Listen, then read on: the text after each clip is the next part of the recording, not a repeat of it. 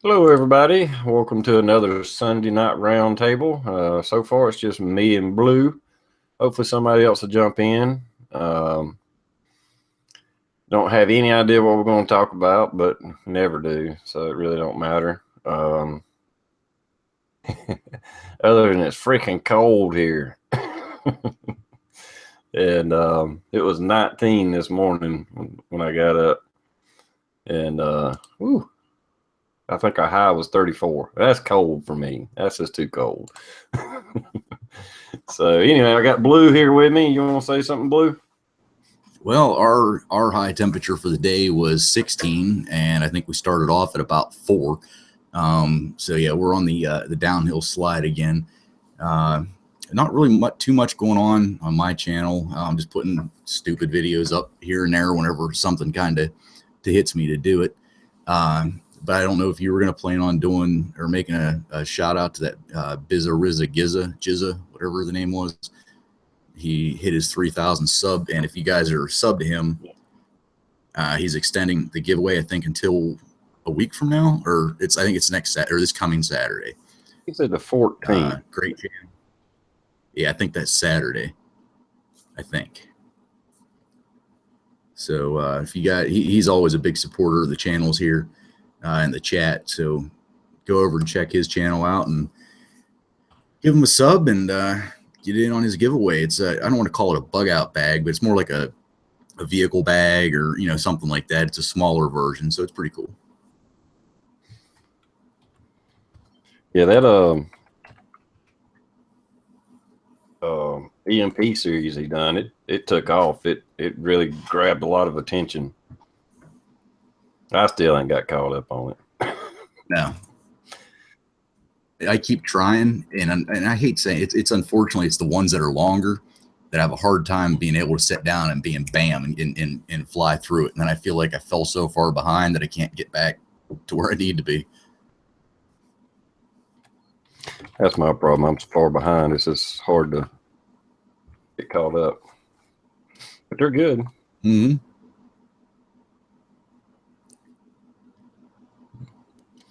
Yeah, people starting to pop in now.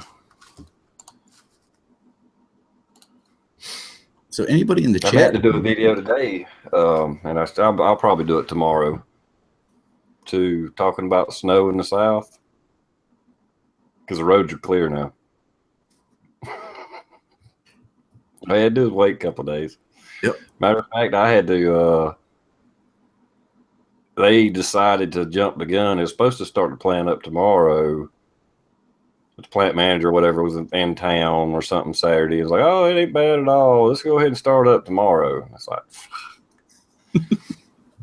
do you realize there's a lot of people that live 45 minutes away up over the hills and through the woods, and just because it was good in town don't mean it's good here, Right. So I had like over an hour drive to work, 5 o'clock in the morning, white knuckles. Mm-hmm. Oh, yeah. For the most part, the roads were clear, but they were a lot of icy spots. And it's like you hear a little clear spot, and then it's like, but you couldn't speed up because around the next curve, it might just be a sheet of ice, Right. So it was like 30-mile-an-hour drive, the whole way.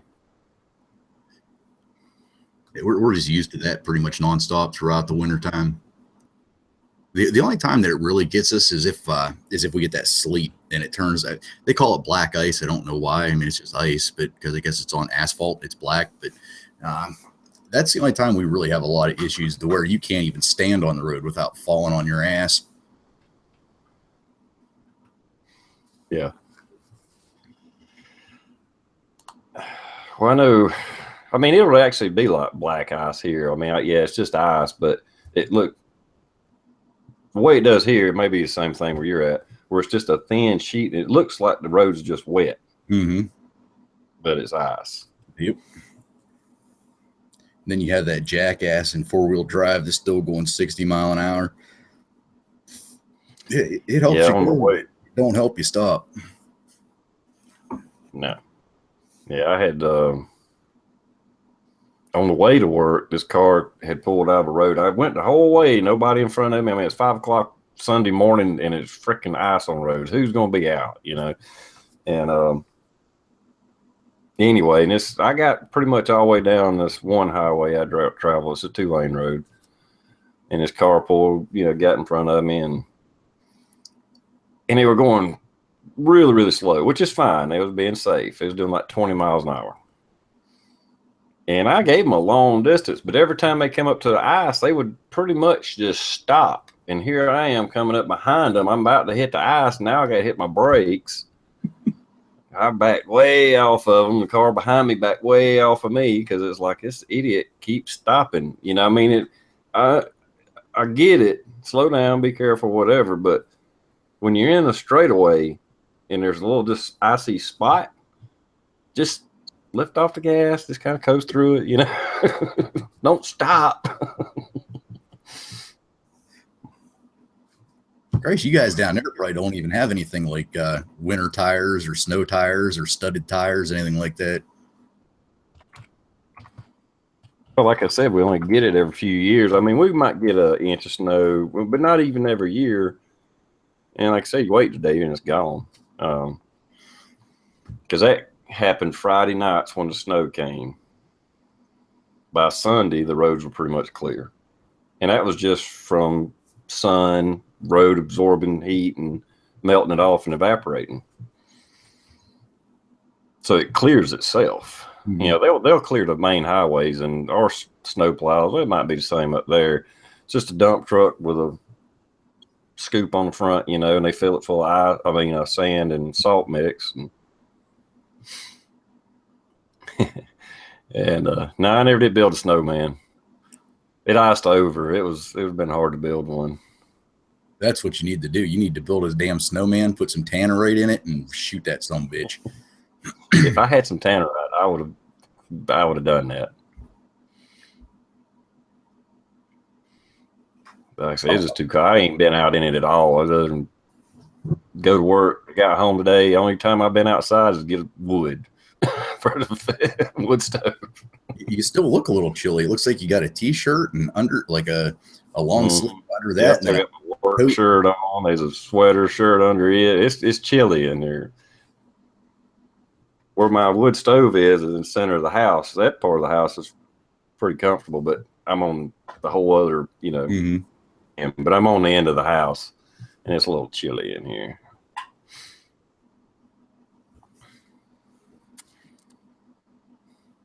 Yeah, I thought about building a snowman, but I was like, I'm gonna get cold and screw that.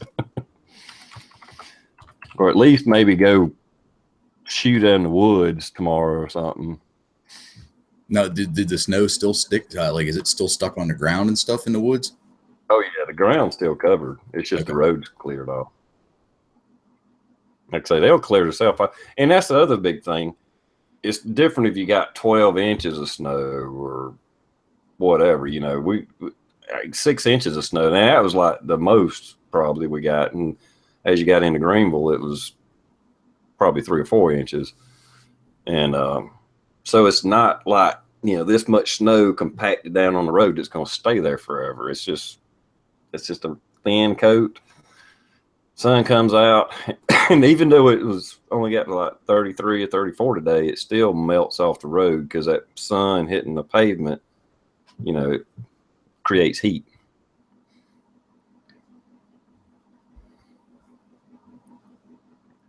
Yeah, I was gonna join you guys. What was that, Friday night? You had the conundrum.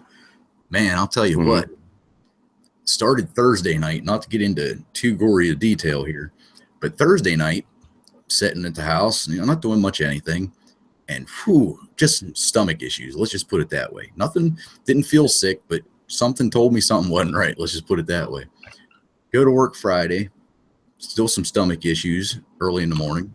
Made it through till about 1, 2 o'clock. And man, I'll tell you what, it is like somebody, like I had a thermostat on the side of my head and somebody turned it down to sub-zero. I was so cold, and I'm in an office because I knew I wasn't feeling good. I was in an office that I had the heat cranked at 75, and I'm sitting there shivering. I'm like, man, what the hell? So finally, I was like, I don't know what's going on, but I got to get home. I was like, I'm not feeling good. I came home, and I bet you I was in my bed with the thermal blankets on with the electric blanket cranked on at no more than 20 after 3 in the afternoon. And between getting up to go to the bathroom to take care of some business and getting the water every now and again, I was in bed from 3:25 until 2 o'clock the next afternoon. I have never in my life felt like that. It was like somebody had freaking taken my neck and twisted it around my jaw, like somebody like punched me, my elbows, my wrists, my knees, my hips, my back. I mean, it was so sore, man. I've never, ever felt anything like that. But it was like a 24-hour deal, and I'm still not completely out of the woods. But, man, I'll tell you what. Never in my life. That was horrid.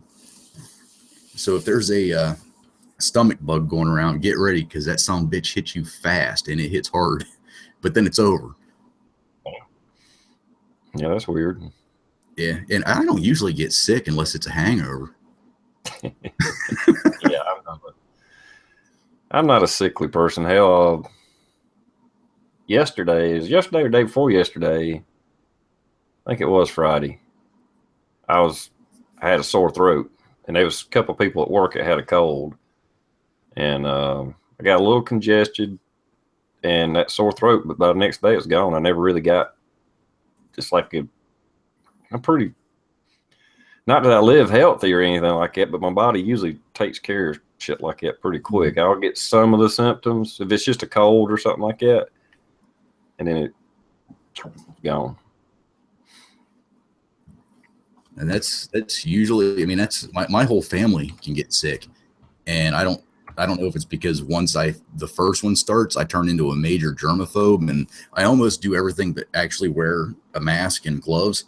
But like, I'm washing my hands every 5 fucking minutes, and it's like, don't touch me, get away from me, and, don't hug daddy right now. It's like, oh, it's bad. But it was not fun. Yeah, it don't sound like it. It ain't fun being sick, period. But and I think getting a bug like that, whenever, I mean, because you sound kind of like you're almost like I am as far as not getting sick very often. A bug like that, man, that knocked me the hell out, man. I was done. Then there's moms out there that are like, shit, that's nothing. Blah! And they start cooking dinner again. I mean, it's like.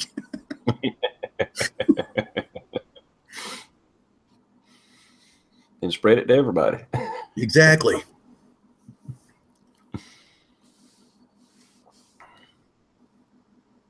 Is it still cold up here? Oh yeah, Hank, you just missed the weather report from TR and I. I think it was up to 14 as a high. I think we're back down to 6 now, and it's supposed to get even colder tonight. So Yeah, it's 27 here right now, but they're supposed to get to 15. Yeah, it's fucking cold for South Carolina. We get in the teens. That's not uncommon, but usually it's like a cold, like this cold front to come through, so it'll be gone in a few days. Mm-hmm. The most I've remember it staying in the teens is maybe 2 weeks. Now, do people actually freak out down there when the snow hits, or does everybody pretty much take it? They know it's coming. They go out, they get what they need, then they just lock it down. Yeah, that's what and that's the old, which I can hear even up north they do it, the milk and bread thing. But like, I went Thursday on the way home from work. I had to work Thursday. And I was like, well, I'll just swing by the grocery store, get me some stuff, make some beef stew, something that'll last, make a big pot of beef stew, it'll last me all weekend, get another case of beer. And that was pretty much it. That's all I needed. And damn, they had cleaned the store out. It wasn't just milk and bread. I'm talking the meat aisle. Even the damn produce was gone. I mean, it was like it was a freaking hurricane coming or something, That's funny. Yeah, I was surprised. I mean, because I was going to buy, like beef tips, to make. I had to buy 2 big sirloin steaks and cut them up. They didn't have no tips or roast or anything. I was like, damn. If anything, that just kind of goes to show you with enough warning, even though it's only going to last a couple days, look what that did to your local area right there, man. Definitely shows that um, you know, the stores are wiped out. You're done.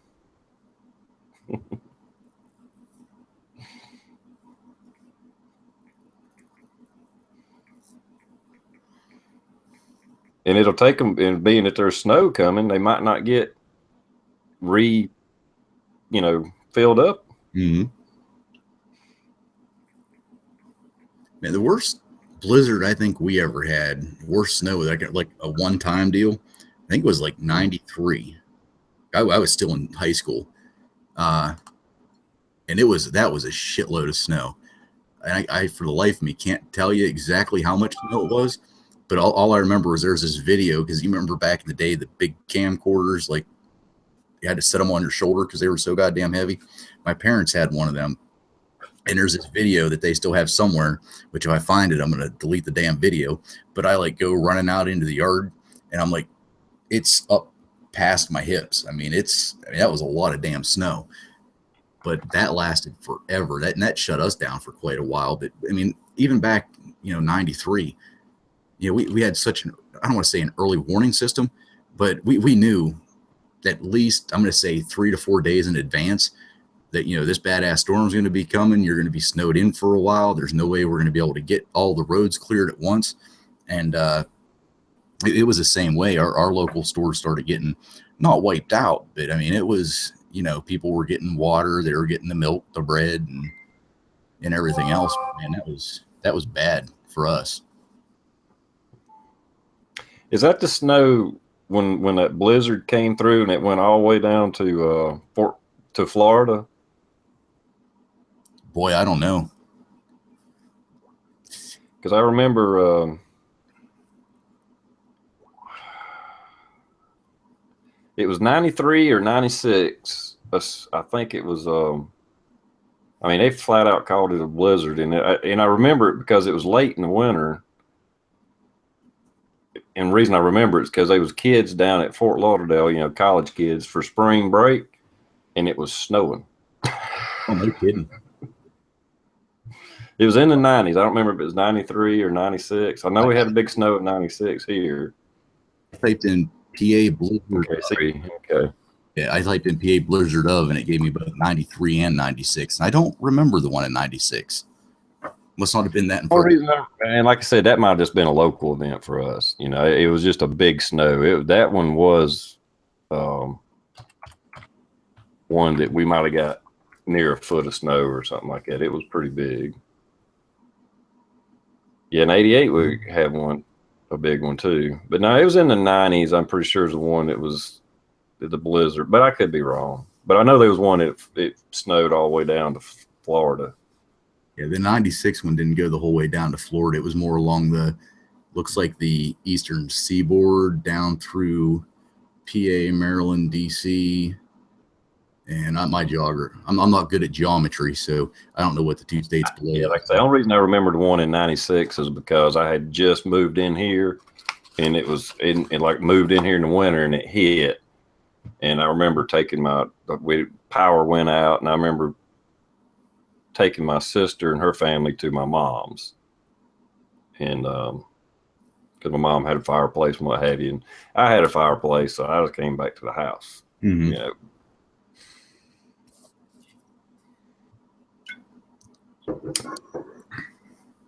And I was married at the time. Me and my wife just threw down either sleeping bags or blankets or whatever, and we slept in front of the fireplace on the floor. Mm-hmm. Now, how much snow did you say you got during that one? I don't remember. It was 8 to 12 inches. It was a pretty good snow.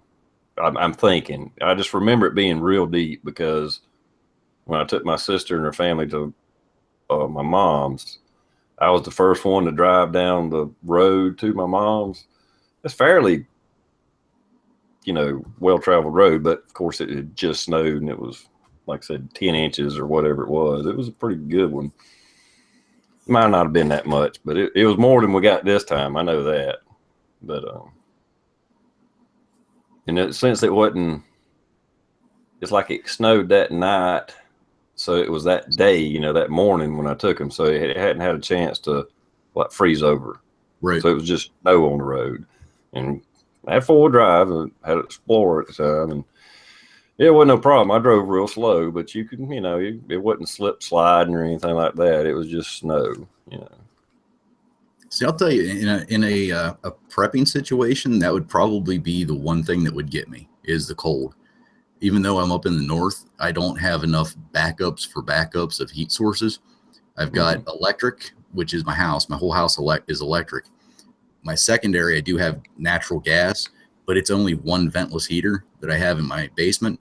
And I have even though I've got piles of wood outside for my summertime campfires, I have no way of burning it inside my house for heat, which is stupid. I know it's stupid, but I just don't have the means available as of right now to add a wood burn stove, which I should, and it's actually, you start thinking about shit like that, and you know, everybody that's followed our chats or the channels knows that my plan has never been to stay here if something happens anyway. Yeah. Yeah, like I said, that's what sucks about me heating my house. Luckily, we only have about 3 cold months as far as our winter. I mean, even in December this year, it hadn't been that cold. It just started getting a little bit cold at the end. And so it's usually like January, February. We can say December, January, February is our cold months. And then after February, it's starting the warming trend, you know.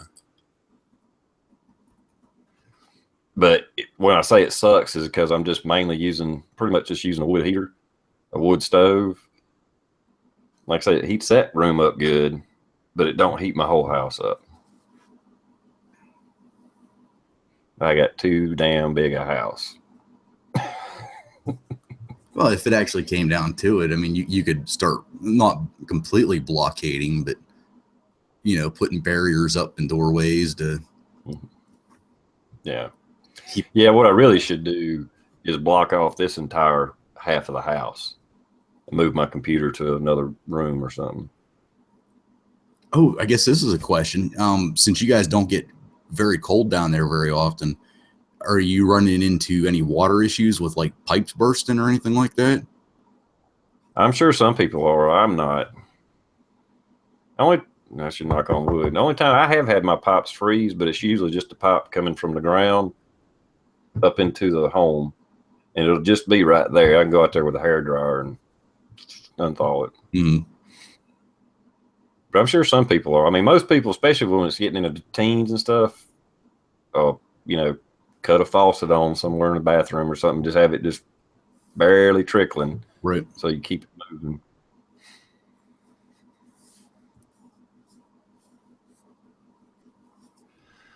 What was I was talking about? Oh, crap! Kerosene heaters. Oh yeah, yeah. I have a kerosene heater. Usually I run it, and I threatened myself to go get some more kerosene today. I was like, I need to go ahead and fire that thing up. It's damn cold in here. I just hadn't got around to it this year, and because I mean it is a little bit pricey, but being that my power bill is so low throughout the year, I can kind of justify running it for a couple months, you know. Just I got one of the square ones. It's got a fan in it. I mean, you can lay your hand on top of it. It don't really get that hot. And when I usually run it, I run it 24/7, whether I'm here or not. I just keep it topped off. You know, it's got a tank you can pull out, take outside, fill up, and then you just stick the tank back in it. Say what? Wait, how do you fill it up? It's got a tank that it's like a cartridge, like a magazine. You pull it out. Okay. And it's just a metal tank about I'd say it's 1.5 gallons, maybe not that much. I don't know. And take it outside and you fill that up and the heater stays running because it's got another tank in the belly that holds a little bit. And so it ain't like you pulling all the fuel out of it. You go fill it up and you stick it back in. It's a rectangle type heater. It's not the round ones. Most of those round ones, you got to fill it up like, with a damn tank. Why, so you're supposed to cut it off, take it outside, fill it up, bring it in. That's where a lot of people get in trouble. They try to fill them up in the house while they're still running. Yeah. Well, this isn't technically an open flame. It's only red. Yeah. They give off a lot of heat because it's radiant and it's all out, so all around it 360 degrees. But yeah, but they put out a bunch of heat. They put out more heat than the ones like I got. Mine's directed heat. It just goes, straight out. And then if the power goes out, you don't get that much heat off of it. I mean, you do, but not.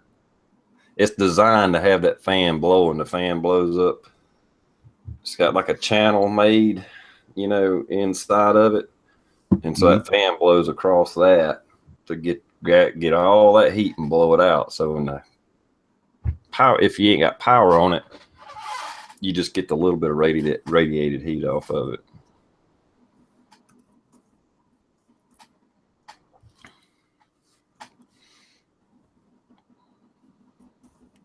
I really need a new wick for mine. It's one of the reasons I ain't fired it up. I mean, it will burn, it works, but it's not. It's like I got it pulled up as high as I could get it to make it work.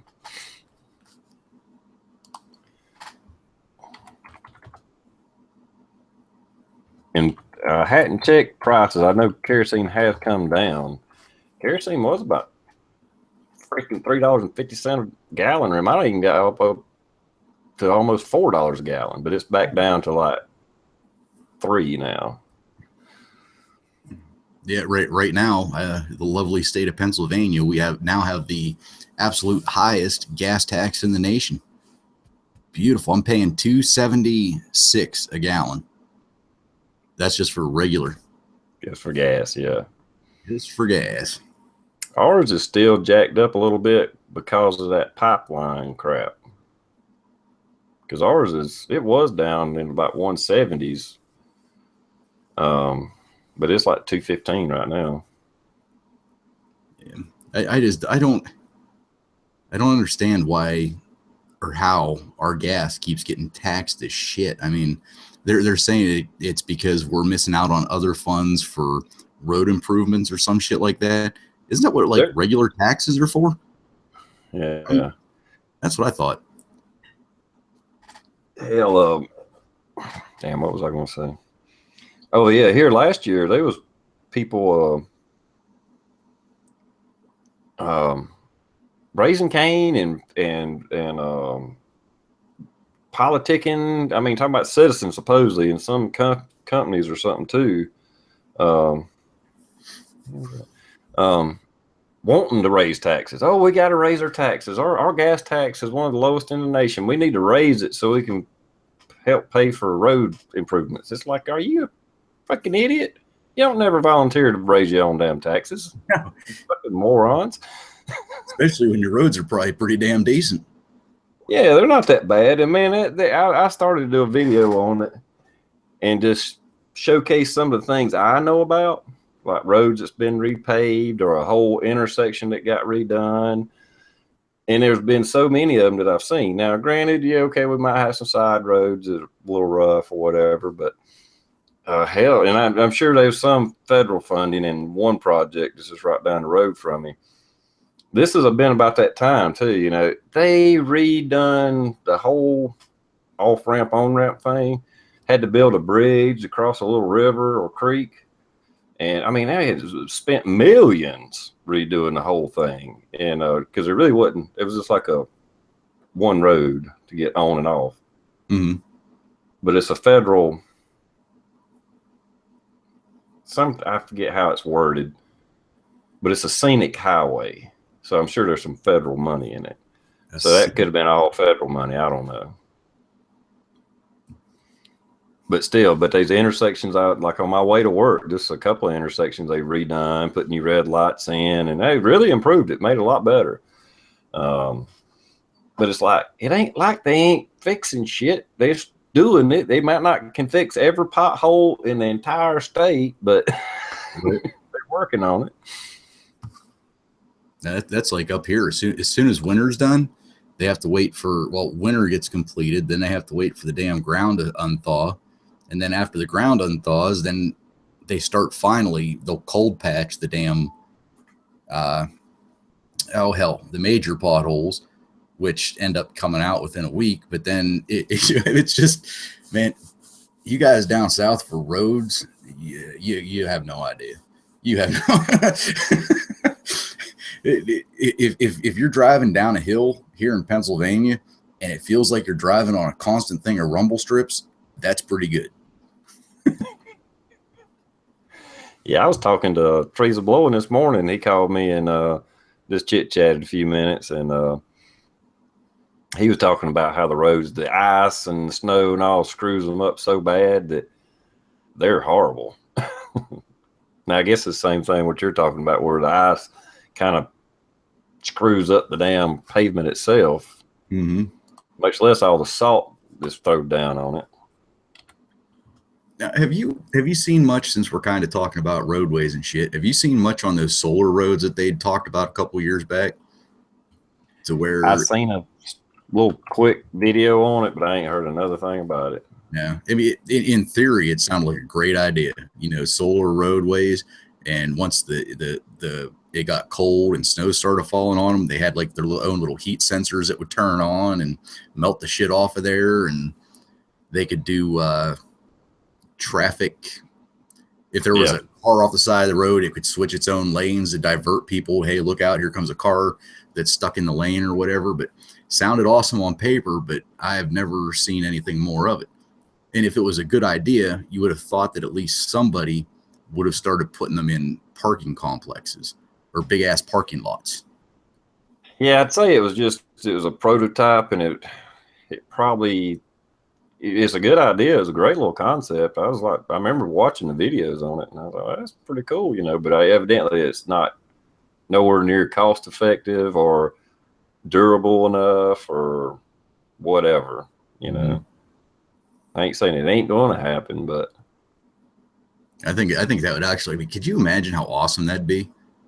Yeah. I mean, even if they didn't do roadways, if they, I don't want to say mandated it, but if it caught on to where you could power your apartment complex, you could power the mall, the strip mall, the gas station, the whatever, plus there'd be zero maintenance on, you could set up, okay, well, this is where I want my handicap spots. This is where I want this. And after a few months being like, man, this really sucks. We could fit so many more cars in here if we did this. So you change the computer program and bloop.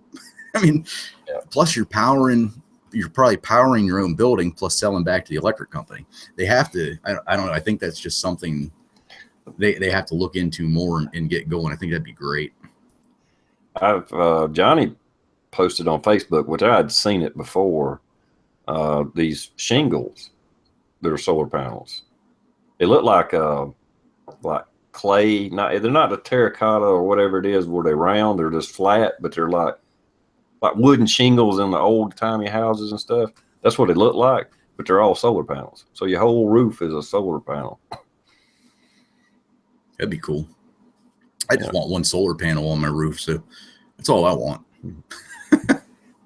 I mean, in reality, these look like clay. They didn't look like a regular solar panel. They was like dark grayish brown or something like that.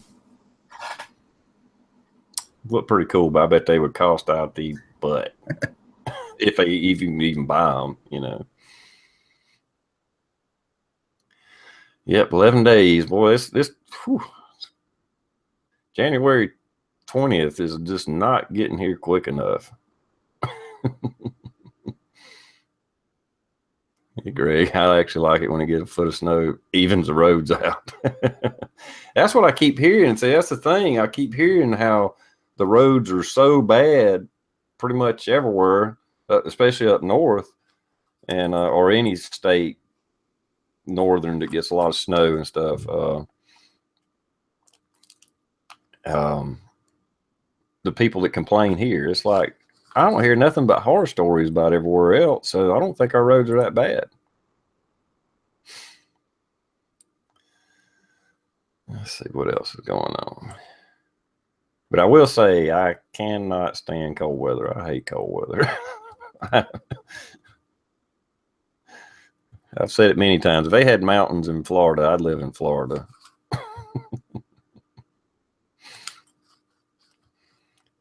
Okay, Tesla's the ones making one of the asphalt shingles. Okay.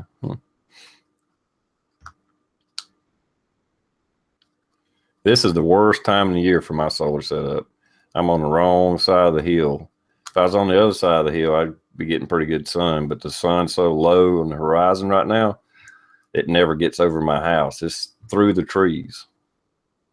So I never get good sun at all. I had this like this here in a little bit. I'll put it back on there, but this room I had this on my bank of batteries, but I get so little. Okay, cool. So little sun that I've unhooked everything off the batteries except one of the bathrooms, I think. So it's just when I turn a light on every once in a while. Kyle's Prepper says he mailed out all the radios from the last show where we did the giveaway. That's cool. Shit, I still haven't mailed that. I completely forgot about that. Yeah, as soon as you said that, I looked straight across. I'm like, "Yep, there they are." I knew I had to give that to somebody. That was Stump, I think. Pretty sure Stump Greenwood won those, or whatever. I hope you got it wrote down. That was Stump. I know for sure it was Stump. Okay. So Stump, if you catch this later, I still have your shit. I'm just lazy and haven't sent it out because I forgot.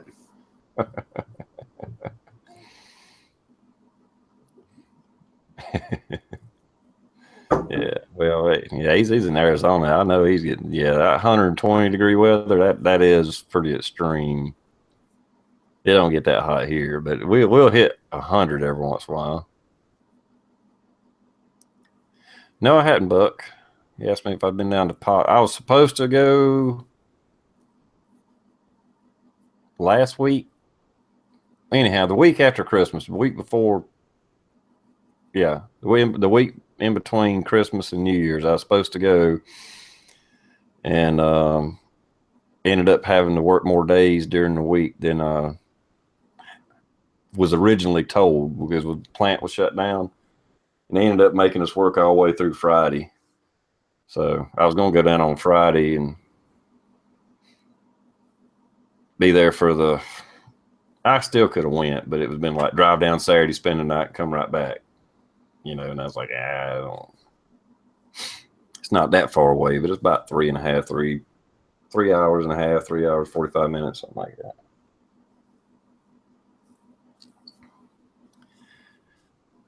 Yeah, Florida would be good for solar.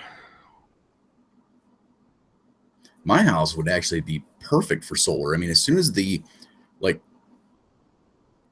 pitch, like where I'm sitting right now, can you see this black pole right here on this side here? That's pretty much the dead center of the one side of the house. So from here over, it's pitched this way, and then of course this way on the other one. The sun comes over, and it damn near goes straight above my house and goes straight down the other side whenever it rises. That'd be all day long, and I've got no trees because I cleared everything out. I just don't have if I could find somebody to fund me the money to do it, I would do it because it would pay for itself. And then eventually I could pay back whoever loaned me the money. But it's expensive as hell to get it done and to get it up, fully operational. Because if I was going to do something like that, I'd want to do it. Actually, I wouldn't do it myself. I'd probably pay somebody else to come in and do it for me to set it up so that it's maximized. And I'd screw something up and burn my house down.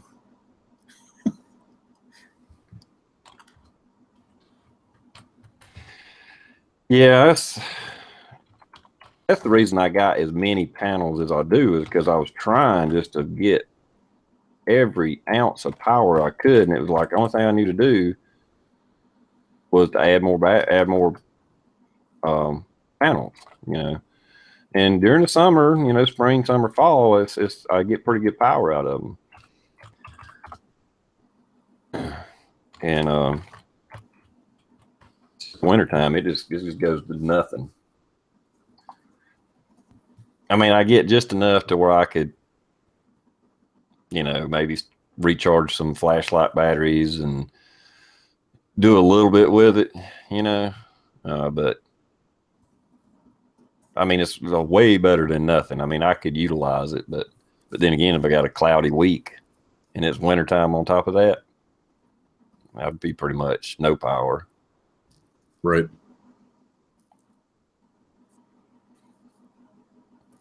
But it's still better now. Summertime, like I say, it's pretty damn good. I get a good bit. Well, I told you a while back that the wife has already been in agreement that I can get solar power. That she has no problem with it. It's just I got to put a new house underneath the panels. So she's all for it. But yeah, it's one of those deals that she's definitely all for it. And actually, once we move out to the farm, she's been trying to get her dad for years. Because I mean, they have big ass open fields, and it's on top of one of the larger hills in that area. She wants them to put it spins in the wind, a wind turbine. Well, yeah, like a wind turbine, and they haven't really thought about it, or they haven't moved forward because I mean, not enough research for it, but for them, they haven't done enough research. But I really If think you that'd get be a enough great. wind, if you get enough Hello. wind, the wind turbine's a good thing. But the ones I've seen running, they appear to be real noisy. Really? Yeah. It's like you hear like a turbine running, like you hear it wound up. Could be wrong on that, but just from what videos I've seen where people have one that's going real good, you could hear it really good in the camera. Yeah. Mm-hmm. I was like, I don't know about that. Of course, the best way is hydro. I wish like hell I had a creek or something running through my property.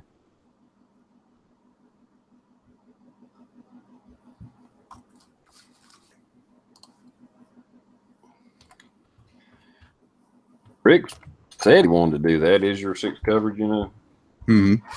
He just ain't pulled the trigger on investing in it yet, but he's still getting used to where he's living at now and all that stuff.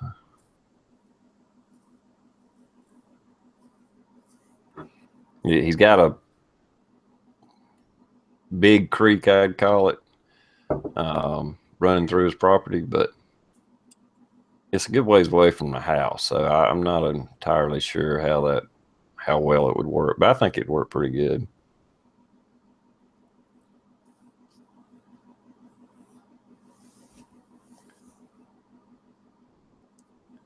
Yeah. Yeah. I've looked into a lot of stuff on that, no doubt, and invested a lot of money in mine. But overall, I still say it hadn't paid for itself yet, but it will.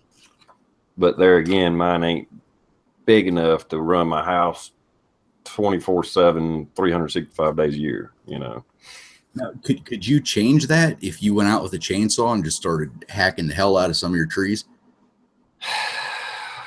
Well, for one thing, the trees that's really blocking me are not on my property. Okay. So, but even if I did cut down a lot, I could get more sun. I could cut down enough trees to get more sun, but it still wouldn't help me in the wintertime. That would just be more sun during the summertime when the sun's up, because it's stupid. I mean, I don't get 4 or 5 hours of sun a day in the middle of the summer, as far as direct sunlight, because it comes up and it's got to clear all the trees. And then by 3 or 4 o'clock in the afternoon, it's behind my hill. Okay.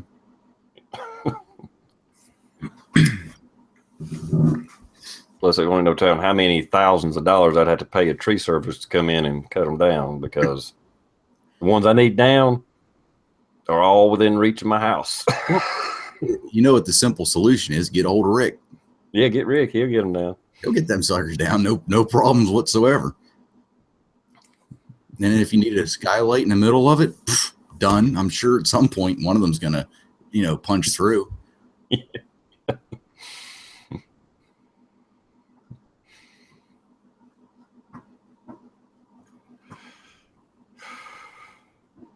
And I just don't know how insurance would act about that if you was cutting down your own tree and you cut it down and it fell on your house. I'm not entirely sure what they would do. I would imagine they would have to cover it, but I don't know. They probably have to cover it, but then you'd probably end up paying for it back with the rate increase. Yeah, no kidding.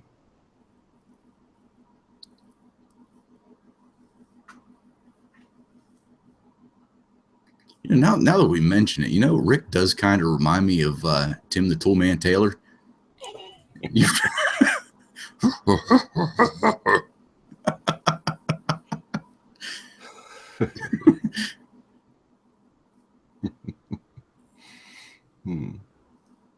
Either that or Wilson, the guy that was always on the other side of the fence.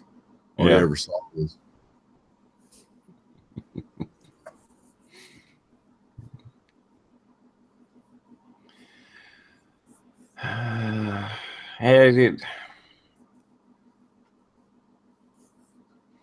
I'd have to move. Comms asked if could I move my system up the hill and remote the AC down to the house. I mean, I guess technically I could, but I don't know how much I would gain out of it. Plus, it's about I'd have so much voltage loss it wouldn't be worth it. I don't think because it'd have to go back 500-600 feet or something like that. I do own the top of the hill where it crests, but that's about 500 feet from me, right where my house is, or more.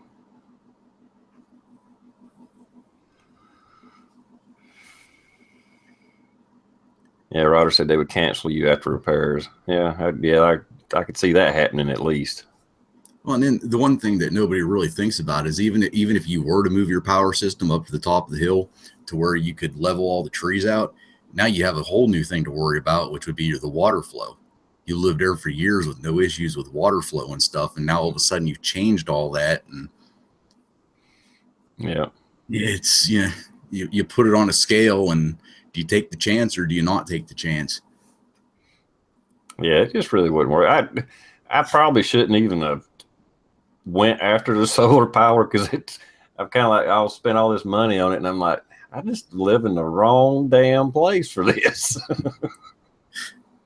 It was all good on paper, and it was actually, when I started out, it's like, oh, this is pretty cool. I get this power, but I think the main thing was just trying to get as much power as I was trying. That's where I won't say failure, but that's where the shortcomings come.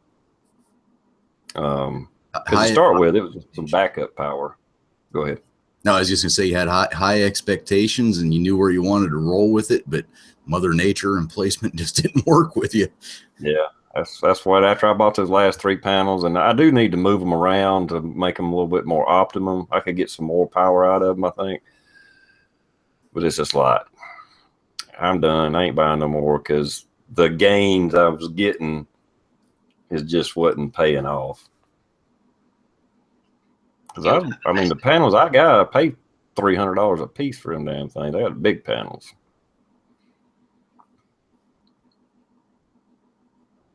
Got 16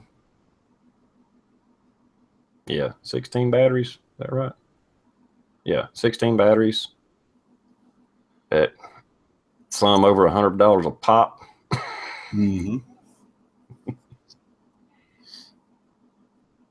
$1,000 inverter. Yeah, I got a lot of money. I got thousands tied up in my system. But like I said, I mean, it does. I mean, in the summertime, my power bill is nothing. The only thing I don't run my AC off that, and that's about the only thing that I'm paying Duke Power for is to run my AC. Now, is the weather that much different down there from sunny days versus cloudy days from your different seasons, summer to winter?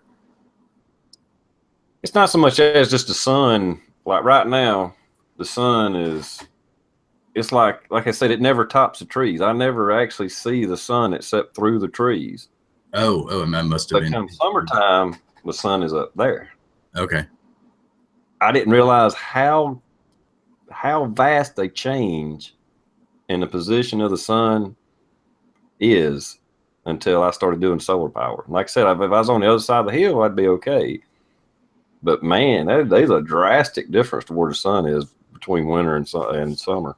I'm going to have to actually pay. You may have just, I've never paid attention to that. I'm going to have to, tomorrow, whenever I go to work, well, no, it's going to still be dark when I go to work. It's almost going to be dark whenever I get home. Hell, well, scratch tomorrow, but one of these days I'm going to look, because I mean, when it's summertime, you're outside, you're used to looking to where the sun's at. But now that you mentioned that, I have no effing clue where the sun is in wintertime. I mean, I kind of knew it was in a different spot just for a little bit from school. You know, we probably covered it a little bit, but I just didn't realize how drastic it was. I figured it was a little bit, you know, difference because, you know, the Earth tilts on its axis and stuff, blah, blah, blah. But it is massive difference.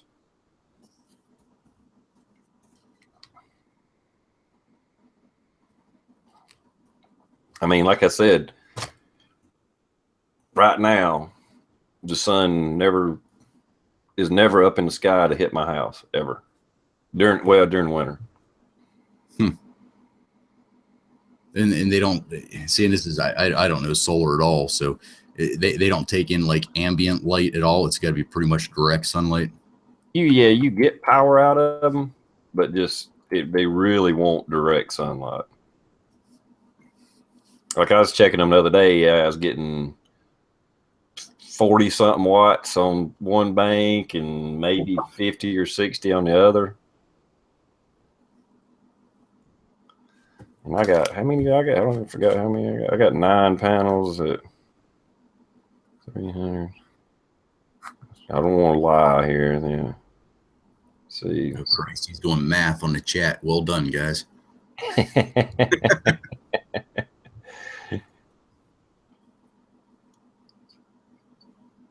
Rodder, how much of an angle, if you just had to guess on the angle, what would the angle south be? Oh, some Rodder out in the chat room said if it's straight over your house in the summer, it's going to raise more southerly in the winter. Well, my house is set directly north and south, would be the, like, I don't know, if this is east and west, it goes this way. You know, north and south is this way. So I was wondering what the angle would be.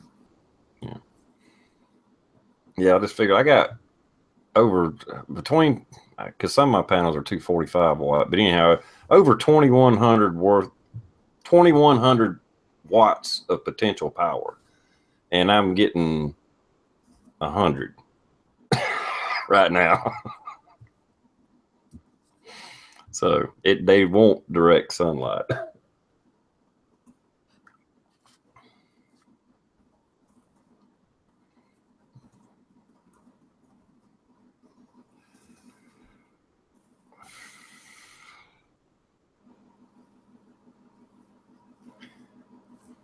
What's a watt? What's a way to measure power? Think of a light bulb. They're rated by bulb, you know, the old bulbs, a 60 watt bulb or a 25 watt bulb or whatever.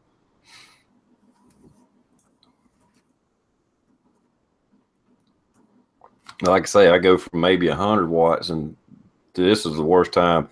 Around Christmas is your winter. Hell, I forgot the word now. Hell. Anyhow, it's when it's winter solstice. It says it's lowest in the sky, you know, and in the summertime it'll be way up here. I mean, it's a drastic difference. No wind here, ATF. I couldn't do a windmill if I tried. Hell, even if it was windy, I got so many trees it wouldn't get to it. I'd have to have it on a 200-foot pole. Just put the 200-foot pole off the top of the tree. It just, you know, back and forth. There you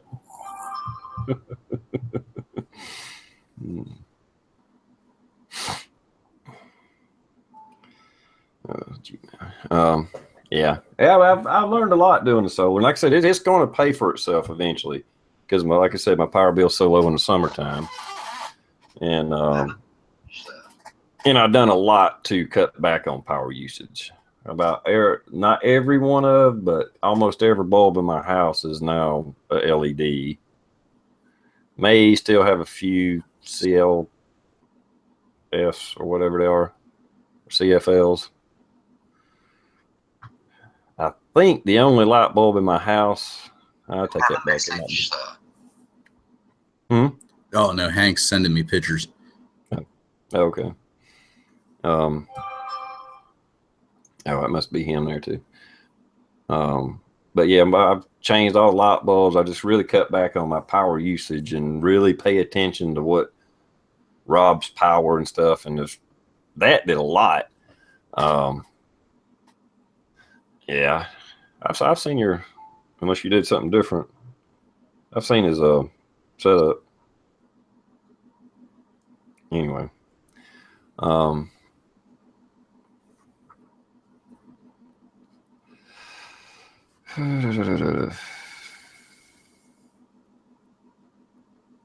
yeah, exactly, Chris. It's far cheaper to conserve power than it is to make it. But I remember this last summer or fall or whatever it was, I had one power bill that was $25. So, and I had to have been during the fall where I wasn't running AC as much or something like that.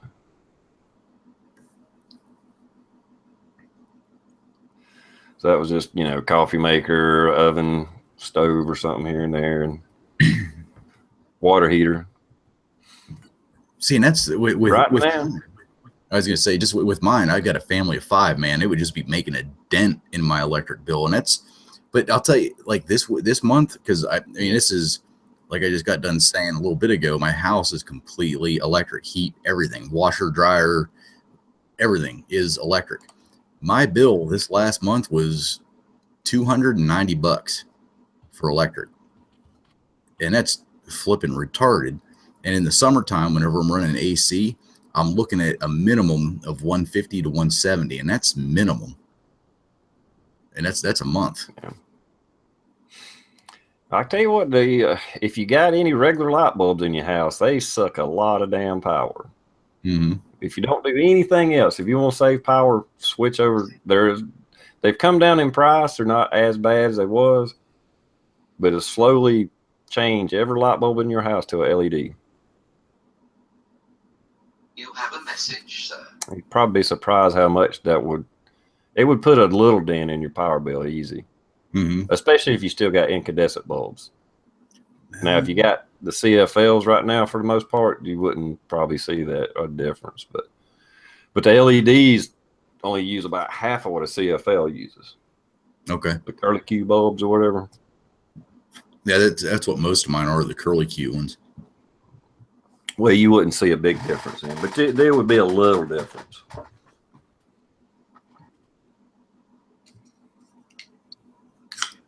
Yeah, I got lucky on the LEDs.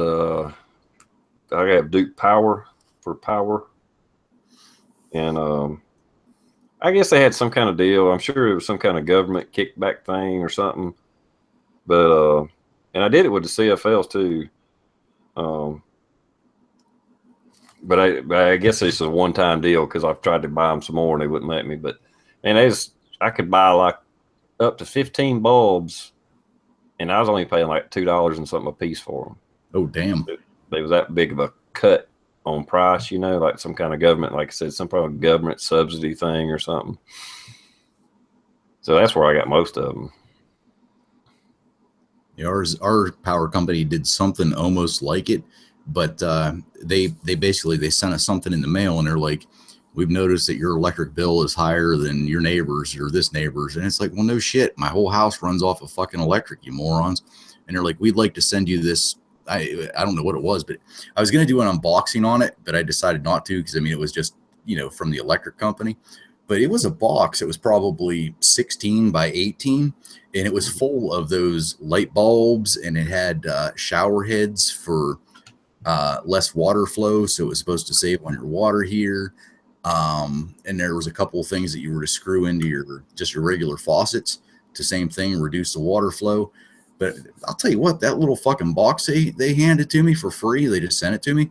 I'll bet you that probably had about $90, $100 worth of stuff in it. And Mm-hmm. And most of the stuff, I didn't use any of the restrictors for the faucets because it's already pretty much mandated now. Any state you live in, if you go buy a faucet or you've redone your plumbing within the last 10 years, you've probably got pretty much as good as you're going to get. So, but yeah, those light bulbs, holy balls, they sent a ton of light bulbs.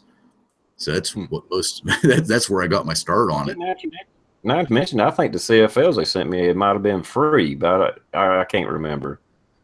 But I know the LEDs, I bought those. That's what's lighting this room up. I got 2 of them up there. And I think it's Blues Girls asking about, heard the CFLs emit mercury, and they don't emit mercury. They just got mercury in them. So if you break one, next time you're in a store, or if you got some at home that's still in the package, read the warning on it about if you break one. It's like a hazmat emergency. You're supposed to leave the house for like 30 minutes.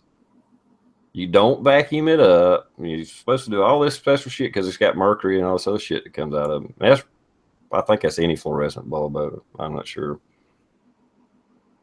That's why, like, at the plant I work at, we can't just throw away light bulbs. We got to pay a company to come and get them. No shit. I did not know that. I've just seen the YouTube videos of people taking those long tube lights and busting them over their legs and shit. Like, yeah, that's real dumb because then you got broken glass and mercury at the same time as you're. So if you cut yourself, you just injected yourself with mercury. Wow. One of the highest neurotoxins to the human body. Now, I don't know how true this is, but I have a guy at work that said that he had one of those curly Q light bulbs in his basement, like in the laundry room. And he went down to do the laundry the one day and he heard like this weird sound, like a, and he looked up at his light bulb and there was a flame shooting out from where the base of the light bulb and like where it screws in. He's like, a little tiny flame was fucking like, and he had a pull string on it. So he hurried up and killed it. Nothing happened, but holy shit. If that's true, that's scary shit. Mm-hmm. Turns into a micro torch. Yeah. Also, that's true. That can happen. I'd say it is. Because there's got to be some type of, not necessarily a starter, but like some kind of starter device in it. Some kind of like a little capacitor or something that builds up voltage, high voltage, and ignites it to turn it on. Oh yeah, it's the flux capacitor. It's like 1.21 gigawatts. In regular fluorescent, like 4-foot bulbs or whatever, you got a starter in it or a ballast that's about this big. It builds up high voltage and it ignites the damn fluorescent light. Mm-hmm. Then once it ignites, then it can maintain it for low voltage or low wattage. So they got to do something like that in those little fluorescent bulbs. Not the same thing, but some kind of capacitor or something that's building up high voltage. I'm sorry. As soon as you said capacitor, my fucking head just it was like, oh, I gotta say this Terminology, flux capacitor all the time at work.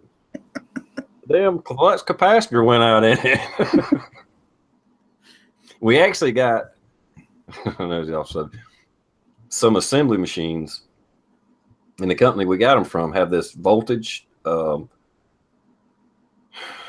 It's not a voltmeter. It's just an indicator, a voltage indicator that you got all 3 legs. So there's 4 of them, but they're lights that are like this. It looks like the damn flux capacitor, and it's sitting there blinking all the time. They did that shit on purpose. Yeah.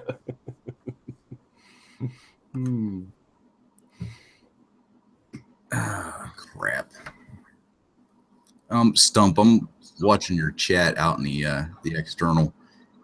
Do you get your inbox for your YouTube channel?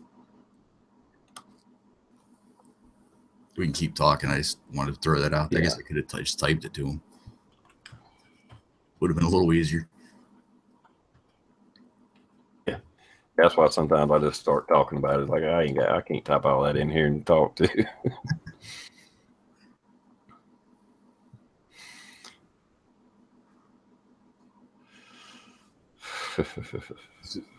So did you guys hit the Florida shooting at all on the conundrum, or was that Yeah, after? I'm pretty sure we covered some of that. Yeah.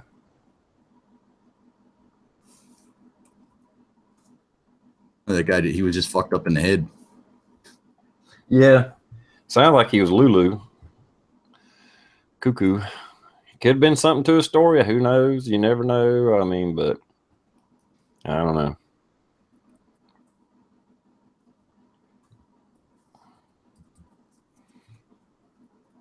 And there's a lot of people up in arms that, whenever he went to that FBI office in, what was it, Anchorage, Alaska, and they turned him over to the local authorities. They turned him into an MHMR. They took the gun that was in his car out and they kept it. And then I don't know how long the time period was, 2-3 months later, maybe not even that long, told him to come pick it up because they had no right to keep it. And a lot of people are up in arms about, well, how can you have somebody that goes into a mental facility? How can you give them their gun back? Well, if they go into a mental facility voluntarily and they're not deemed to be mentally unstable, and they did it on their own, and they weren't what we at least call a 302. That's what we call them in this area is a 302, is an involuntary.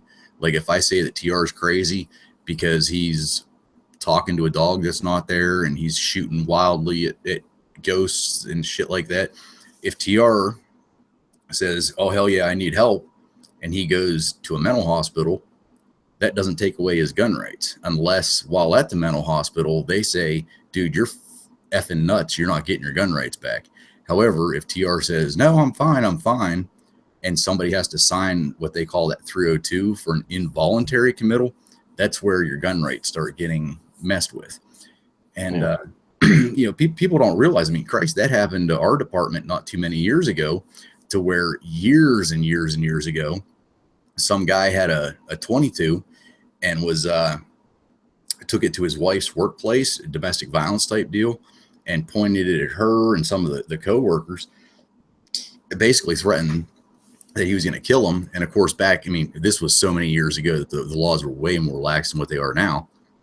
He did a little bit of jail time, got out, filed some type of legal paperwork with the judge, and then he ended up getting the gun back after he served his time and did this and did whatever, because what he pled to wasn't a violent crime. So then he ended up getting his gun back, and then, well, this was 8 years ago now, 7 years ago now, the same gun that we took from him, he ended up shooting a cop with and killing him. Oh crap! Yeah. If that don't make you feel, I mean, that was way before my time, even though I was working whenever the other officer ended up getting shot. I mean, if that don't make you fucking feel bad or feel like something's wrong. Yeah, well, that's a touchy subject to touch. That's a hard one, you know. Like I say, unless somebody deems him mentally unstable, you can't take his guns away unless he's Right. commits a crime, blah blah blah, you know. So, yeah, There's in the bad thing, out there. the huge, the big thing that pisses me off is you have people out there that should have absolutely zero fucking gun rights because they are certified. Me and you, not as any profession what we may have or anybody in the chat room, you can look at somebody or somebody, that motherfucker's going to kill somebody someday just because they want to. Yep. And those are the people that still are allowed to carry guns, have guns, do whatever. And I'm not going to get into the legal aspects of things, but however, you have the people that, because their girlfriend or their boyfriend is a bitch or an asshole, wants to file a wrongful PFA against somebody, they've just lost all their gun rights because somebody signed a piece of paperwork that says this person did this to me. And it's completely false. And you don't find out about it till years later. Yeah. I mean, there's some screwed up laws. In South Carolina, if I'm not mistaken, somebody correct me if I'm wrong, but I think if you get a domestic violence charge against you, you lose your gun rights. Not convicted, charged. And that's just because South Carolina's got like the highest damn domestic violent rate of the nation. So they went real strict on that stuff. So, like if a girlfriend or wife or whatever calls the police on their husband or boyfriend or whatever, they automatically do the, domestic violence charge. And I don't know that they search their house and take their guns. They just technically lose their gun rights or whatever,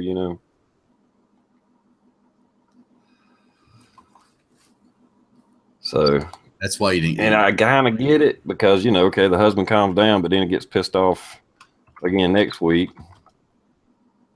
Yeah.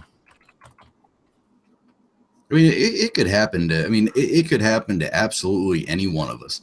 You're out at work, you come home, you find the neighbor banging your wife. You could absolutely have an ever-loving meltdown and shoot everybody right there on the spot, and you were the nicest guy in the world, but that was it for you. You couldn't handle that. That could happen to anybody, but it's the obvious, the obvious. Houston, we have a problem, and that problem's not taken care of. But there again, who's to say? Oh, good. I was just gonna say, hell, I'm pretty sure we've all met that person or people. I know of one right now. We talk about it at work. It's like, y'all let us know when you fire that guy because we ain't gonna come in that day. Yep. But he's like, we have like a big Gaylord, big box and stuff. And oh hell, you can fit about 9 bodies in that, shit like that's what he says, And he's. Oh, is that guy that watches this chat with you sometime? He's out in the comments. Tier's like, fuck, where was that mute button? I should have muted myself on that.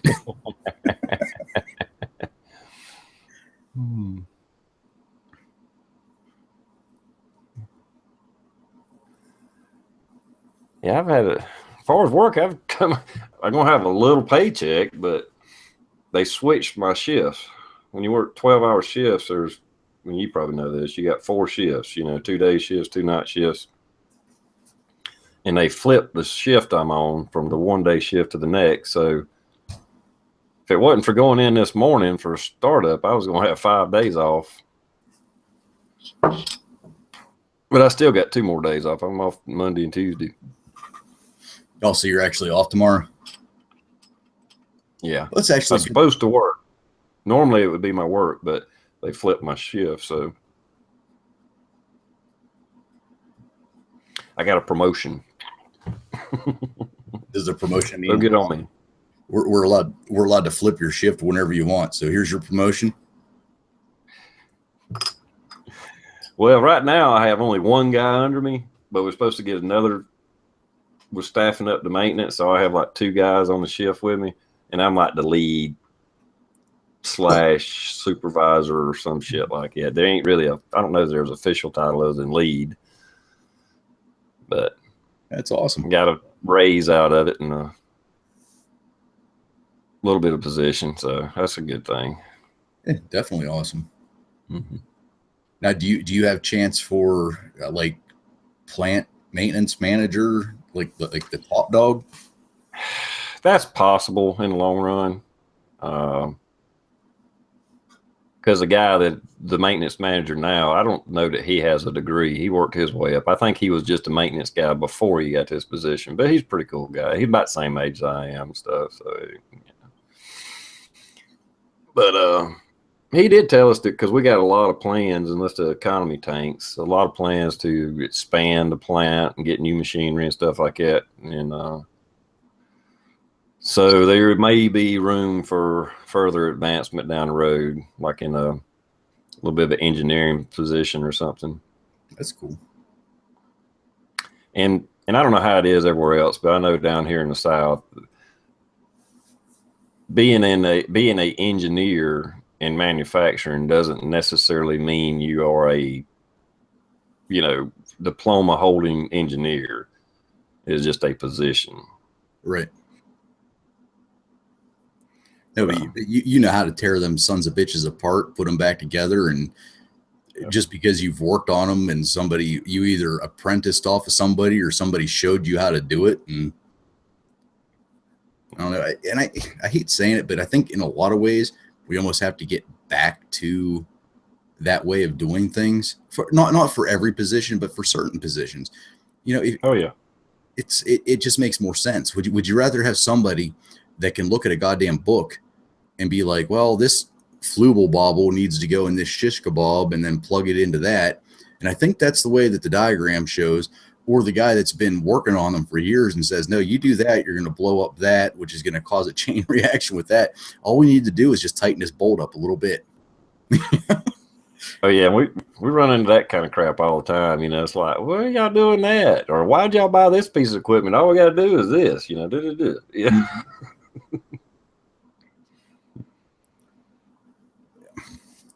What is that? The dumbing down of America. Yeah, we do need companies have gone to lean manufacturing, and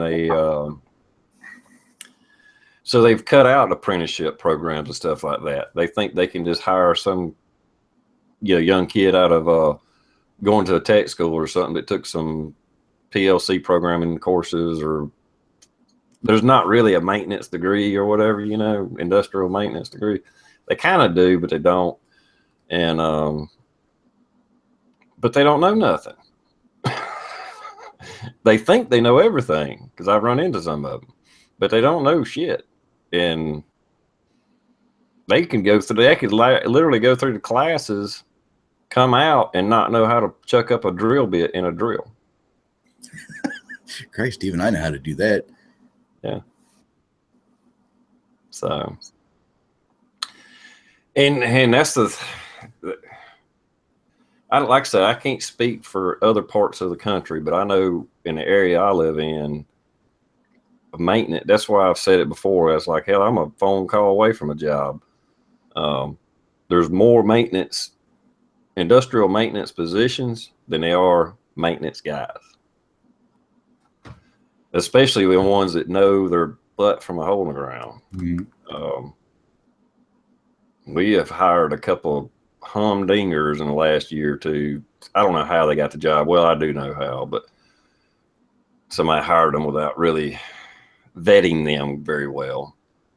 Because one of them was a young guy. He was in his 20s, but literally he didn't do the mechatronics and all that, but he literally could not put a drill bit in a chuck. And I was like, look, I can train somebody that has some mechanical knowledge, but this is like starting out in the negatives. If I got to show him how to use a drill, I can't show him how to be a maintenance guy. If he's 20-something years old, don't know how to use a fucking drill, he's not going to make it in maintenance. Yep. Here's the push mower. Go pull the fucking thing and go mow the grass. Yeah. I had some other ones, these two guys, and we were begging our bosses. It was like, look, get rid of these guys. I mean, we literally I was calling them Dumb and Dumber. I didn't call them by their name. I was Dumb and Dumber. They never made it into a shift. We got rid of them. It took a month or two, but we finally got rid of them. I mean, they were just complete freaking idiots. And one of them took the mechatronics class. So he really thought he knew his shit, and he didn't know nothing. He was dumber than a box of rocks. He was worthless. Well, both of them were, but yeah. But finding a good maintenance man is hard to do, and we having a hard time here too. I mean, at the plant I work at. So.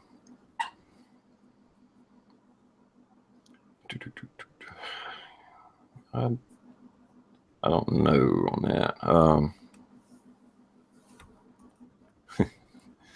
But yeah, I could tell you some stories of some bozos, but anyway, that'd be a whole different chat. I've seen some shit.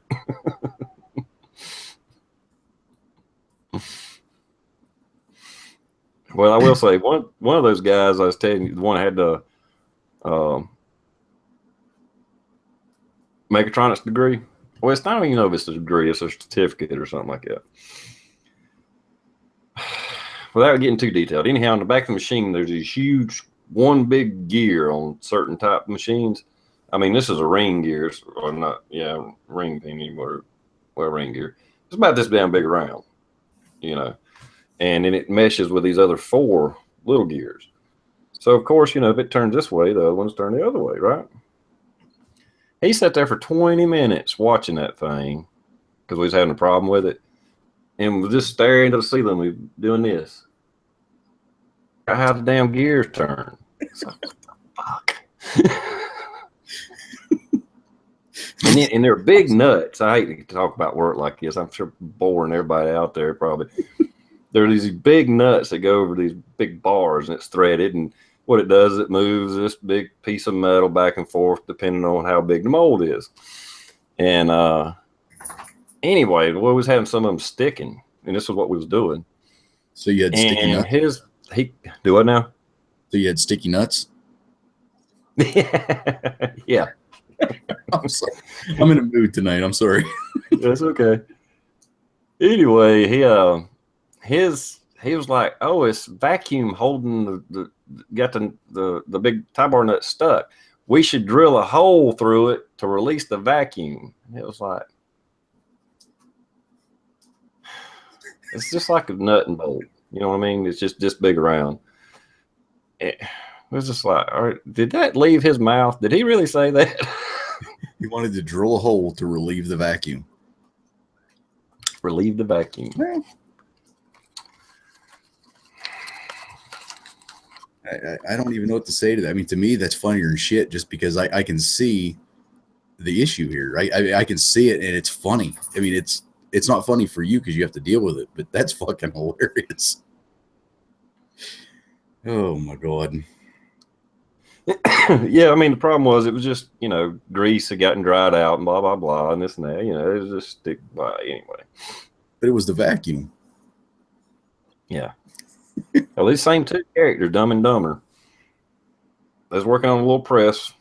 Anybody who's been around big machinery knows you got an E-stop, emergency stop. Boom. That's like, you know, if you go to a gas station, you'll see E-stop on a wall somewhere. Like the gas starts blowing. I mean, the pump starts blowing the gas everywhere, you go hit the E-stop. So it was E-stop need to be replaced on this machine. It's just a plastic little fucking button. And most of them, they're 2-piece. You sandwich them in between whatever panel or whatever, and you flip a switch or you tighten the bolt. There's different ways to do it. And anyway, these 2 characters had this machine down. They stopped the machine in production to put this E-stop in. 5-minute job, 10 minutes. So after an hour, I go over there and see what they're doing. They tag teaming, both of them's on it. And they already broke one trying to put it in. And so I get the switch and I'm looking at it and I was like, okay, what design is this? And one of them snatches it out of my hand. I said, okay, fuck you. I turned around, walked off. 2 hours more passed, so this machine been there for 3 hours. They finally get it put together. 3 hours. About a week later, the screen goes out on the machine, you know, like a little TV screen, you know. So I take that panel off where that E-stop is. The wire part is over here and the button's over here in the panel. So after 3 hours, they still didn't put it together right. It's like, damn it. Wait, they literally they left the wires over here and just put the button in to make it look like it worked? Yeah. Oh my God. They'll never know. I swear to God. Yeah. That's good. I mean, it's not that, and all I did, and the wires were on a little plastic part. It was like I said, it's 2-piece. You put the button in and you sandwich it, and that one had like a little lever, there's a little cam action. You just flip it over and it lock it in. Well, they couldn't figure out how to do that. So once I had the panel off, I'm changing the screen. I'm like, a fucking moron, you stick it over there, flip a little switch. I mean, it's that quick. How long did they make it total? They was there a month or 2. That's scary. And our boss at the time, he's not my boss anymore, said, well, I just needed bodies. So he just hired anybody to come in and put a freaking resume. Yeah, that's scary. And you could tell it. Yep. And that happens in law enforcement as well. Yeah, I'm sure it happens everywhere. Yep. we need to buy. We not. Well, we don't need to buy people. We need to hire people because we have this many positions, and this person has this. Well, we just need a warm body. And basically, you wait for them to fade themselves out or do fucking something stupid and cause a lawsuit. And that unfortunately happens more often than not. Mm-hmm. Yeah, and that's where it needs to come down to. Whenever that shit starts happening, you know what? Hey, look, these people were fucking stupid. We're not hiring them. Okay, let's do another class. Let's do another whatever. If you do hire those people and they end up doing something fucking stupid, the people that hired those people should not have a job. Yeah. Which kind of sounds like that might have been what happened in your case. Yeah. Well, yeah, my boss got fired too, so eventually. Yeah, I think we I got think some major robot in it. Do I now? I was roboting. No, I was going to say we got some major. You're on my screen. You still haven't moved since the story you were telling about the E button. Oh, really? Oh, there you just moved a little bit. Okay. Yeah, I think the hiring process of companies is kind of went the wrong direction. HR has too much to do with it as far as who gets hired and who don't.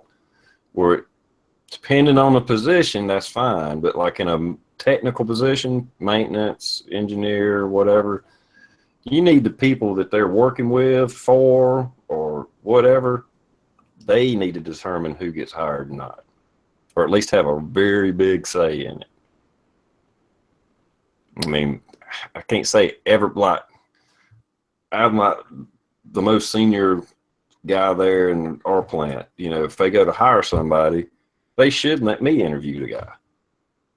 You know, not necessarily me the deciding factor on who gets hired or not, but at least give my 2 cents, you know.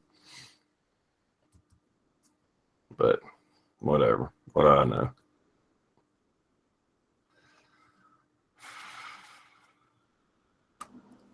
Yeah, I'm not. It might be my internet that's actually screwing up tonight because I'm starting to slowly lose everything. I'm looking at it on the. It looks fine to me. It might have started roboting, but it looks okay to me. All right, I'm going to turn the side chat off. See if maybe that'll catch me up.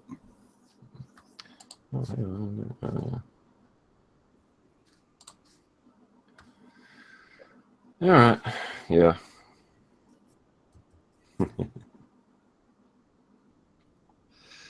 Okay. Somebody asked me how big my toolbox was. It's a good size box. Nothing fancy. Actually, I guess got it here in the last 6 months or so. Harbor Freight.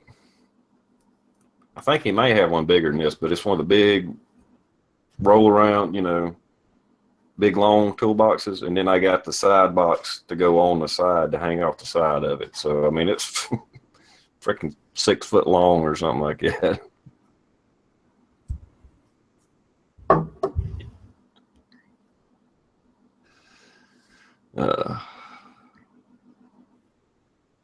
Test. Hey, Misfit. I don't know how bad the lag is. So. Okay, what the hell? Just something.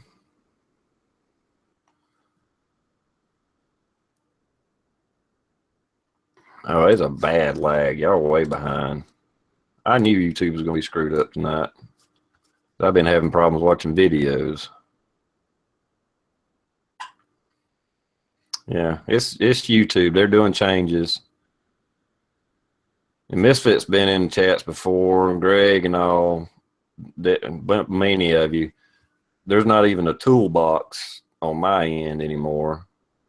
You know, like where we put the banner up, which I hadn't been able to do that in months anyway. But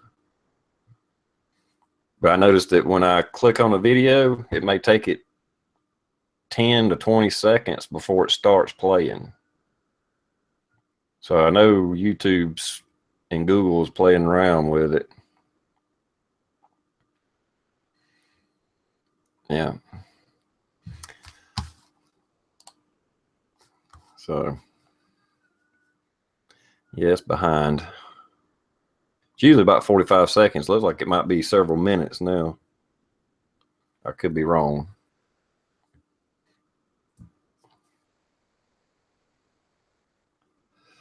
I was just happy it started. I was afraid it wasn't going to start like I did that one night. Okay, it ain't that bad. The lag ain't that bad. I don't think.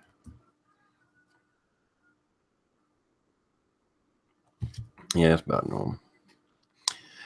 So yeah, they're constantly screwing with it. I wish they could just leave it alone for 6 months, please. You know.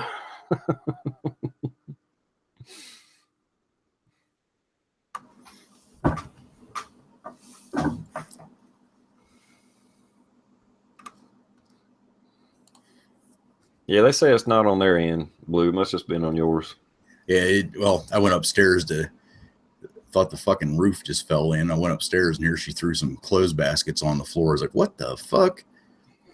But yeah, and then I came back down. Everything's running fine again. So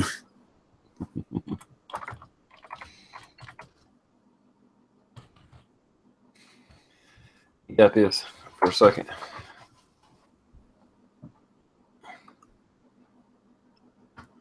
Oh, let's see. Yeah, I think it's just on Blue's end. Yeah, Mindy and Greg, there's some other people noticing stuff being changed around. oh, is that what you guys were talking about? Was the little toolbar and stuff with the... Yeah. I'll be right back. I was so damn pissed off whenever all this started. I don't even know if that's going to show up. Of course, it's the wrong... Oh. There. That way.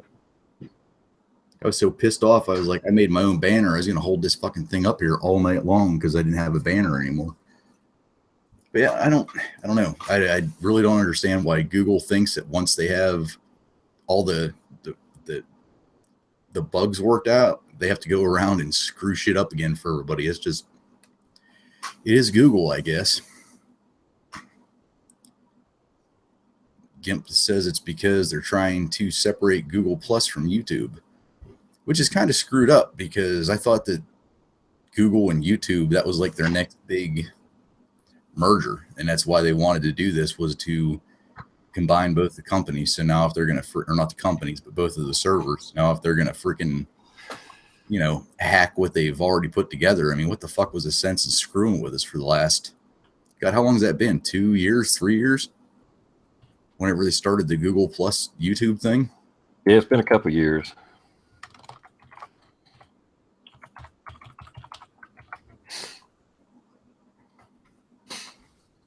I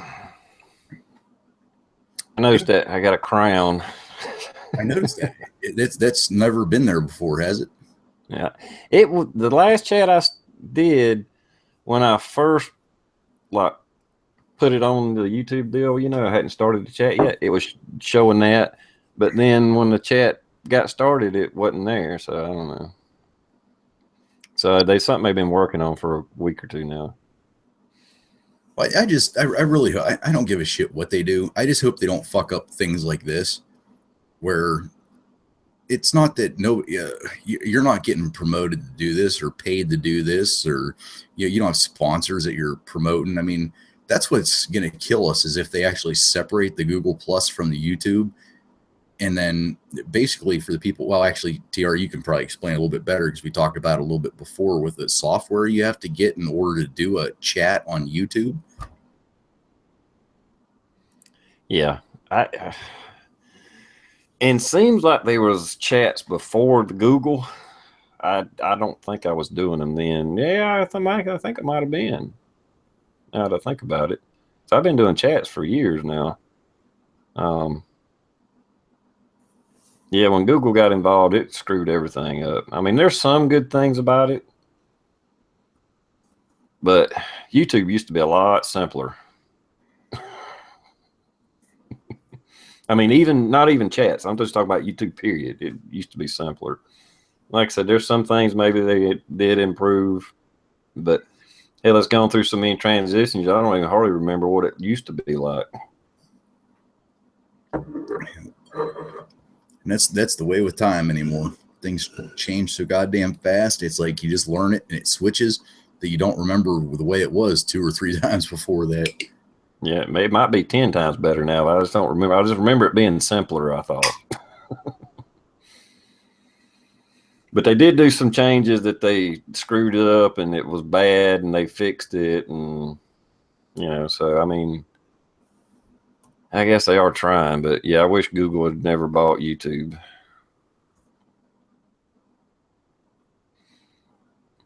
But that's what we got. I know a lot of people's threatened to leave YouTube and go to these other outlets, but I just don't know if another one's going to take off. I'm sure it will eventually. Another video, because there's other ones out there. Mm-hmm. But until the masses of people move over to it, right, it'll never take off, And that's the thing. Even though right now with YouTube, YouTube has the majority. They have the popular vote, whatever you want to call it. Plus, they have this. We don't make a lot out of doing videos, but they have a little bonus for you to stay. The only way people would move by the masses is if YouTube were to stop.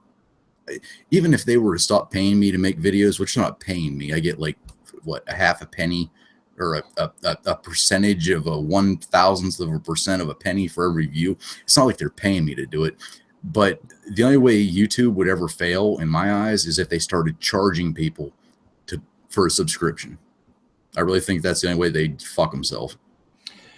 And I don't know that they'll ever make it that way, but they do have their paid service. Really? You've probably seen it pop up on your phone or something. Hey, try YouTube Red. Mm-hmm. And that's a paid. I think it's like $10 a month. What the hell do you pay for? No ads? You don't get to see. You don't have to see ads, and it opens up to where they have movies and shit playing on YouTube, and you can watch them. Huh. I don't know what kind of movies, if they're like old ancient movies or what they are. I hadn't looked at them, but yeah, I've seen that ad where it says try YouTube Red. I'm like, no, I just keep hitting no because it's like I don't want to change again. Yeah, they'll give it to you for a month, and they won't start charging you.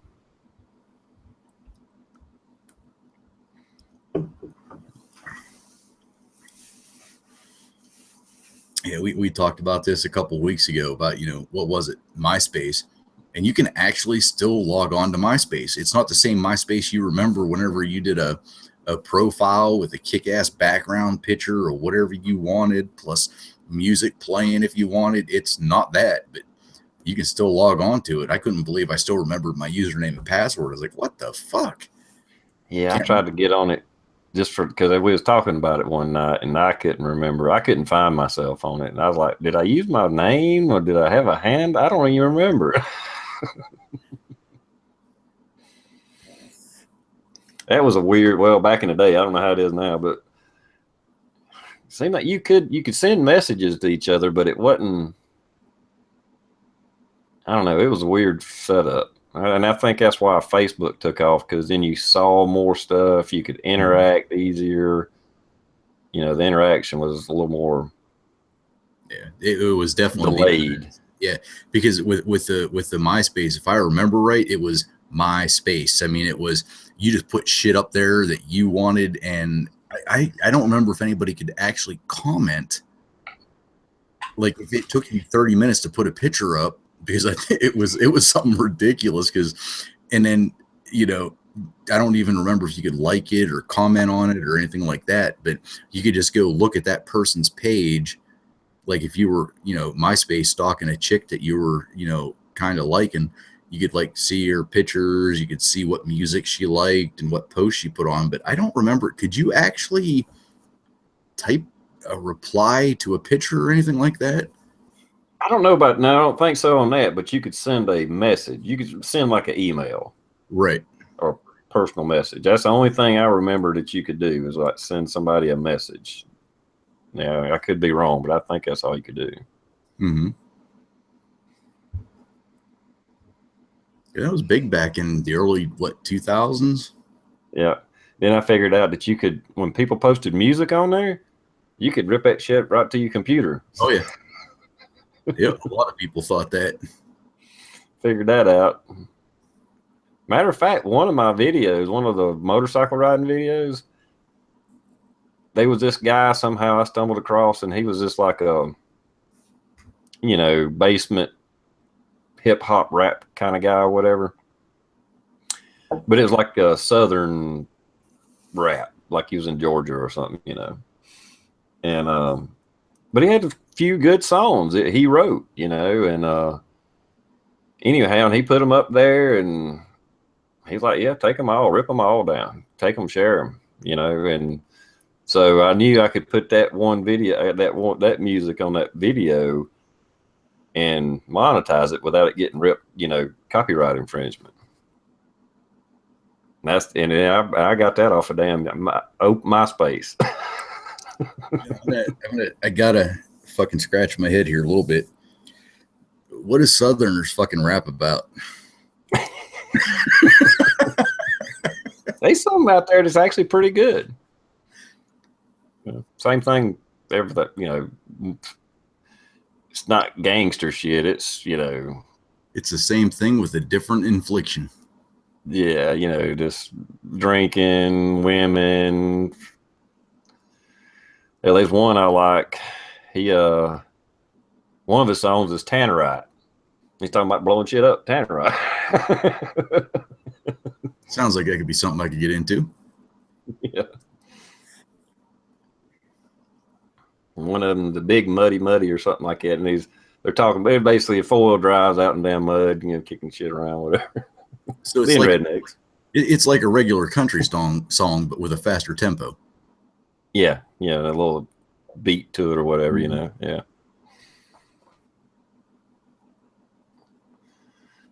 Yeah, they rap about frying catfish, drinking beer, chasing skirts, and driving trucks. Yeah, that's pretty much it.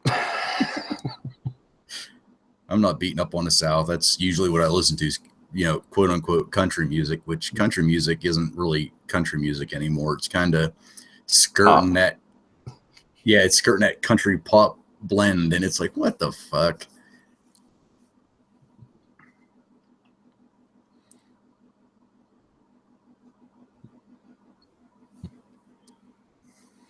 Yeah, anyway. But is Midwest quoting something that you said a couple of weeks back? Because that looks damn familiar. Yeah, that's what it looks like.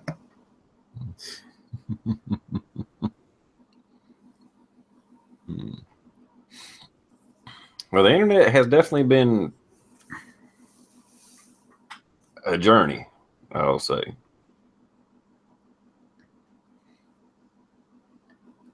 As I remember when I first started using it, I had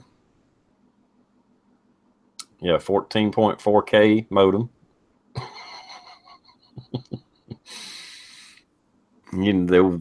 There was a good bit of stuff on the internet, but it was all just reading. I mean, hey, you couldn't even upload a picture. Mm-hmm. Take it 10 minutes. Yep. It was like one line at a time. Yeah. And as a teenage boy, you're sitting there getting all excited, and it's like, God, no, I'm just kidding. Or am I? Yeah, it was rough trying to look up porn on the internet back in the day. Is that a nipple? I think nope. That's just a pixelation.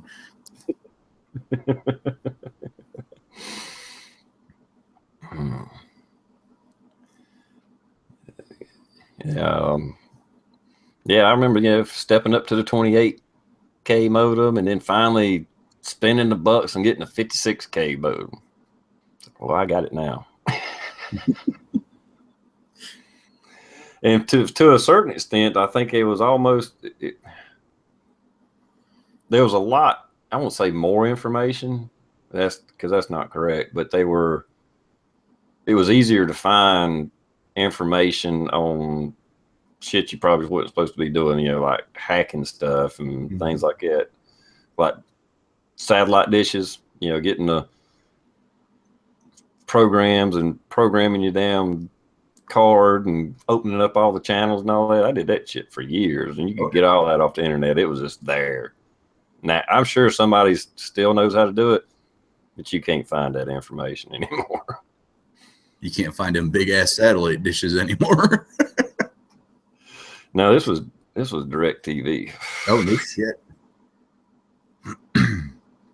See, I had some shit going on, boy. I tell you, it was fun while it lasted, but then they fry the cards, and it was a constant battle. You could tell somebody on the inside was giving away the information, or they was just really good at hacking. It's not like I knew how to do any of it. I was just right. Copy and paste the program to your, hard drive, and then write that to a real simple, like DOS program. But I had one time I had to, you had to have this adapter you plugged into your DirecTV box, cable, Ethernet cable going down to your computer. I think it was just a phone cable. But anyway, to your computer, and I had just a floppy disk. You didn't even have to have a hard drive. You just had a floppy disk in the computer. As an extra computer I had, running this program just over and over and over, and it just kept it unlocked. Kind of crazy crap. That was fun just playing around with it. See, I never actually hacked anything that I know of. I mean, I did the quote unquote. See, and this is the other thing. How illegal is it to download a song onto a USB port, onto a CD so I can play it in my car versus playing it on my phone and running it through my car? You know what I mean? Well, I can tell you how to get it off of computer real easy. I'm sure you can do it through Google too. I have done it through Google, but if you have a Firefox, that's how I did it. Okay, yeah. Then you put the little download app, and you go, as long as you find you a music video, you can just rip it right off there. I mean, in some of the CD players, it doesn't work because it's not running the same little code or whatever. Sometimes it doesn't work, but really, is it really illegal to do that? Supposedly it is, but at the same time, I don't really think it is, because you're listening to it on your computer. Now you're just going to listen to it on your radio. What's the freaking difference? I don't exactly. I don't understand it. I mean, now they have cars that you plug your goddamn phone in, put in your YouTube playlist, and you hit your YouTube playlist as you're driving down the fucking road. You're just downloading YouTube through your speakers. Man, it gets confusing. That's all. It gets confusing. Yeah.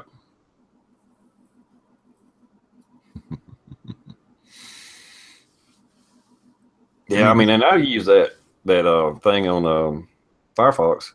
I've done that for my own videos because I don't really have my archive of videos. I don't have it. Eventually, I'll fill up a SD card, and I'll fucking format it and start over again, or throw it to the side. It quits working or whatever. But I've had to reload my computer so many times over the years. I get crazy virus or something, or just a hard drive. I've had a hard drive. I seem like I go through a hard drive about every couple of years. And stop looking up porn. So anything that was on the computer, I lost, on the hard drive. So if I'm putting together a little compilation, video, like I did the other day, I'll go back and go find my videos, rip my own video out, and then throw it on a new one. See, and never mind. That is illegal, so I'm not going to say that. But never mind. Yeah, never mind. Never mind. Are you having a celebration chat on the 20th, TR? Oh, yeah. Huh. What night of the week is that?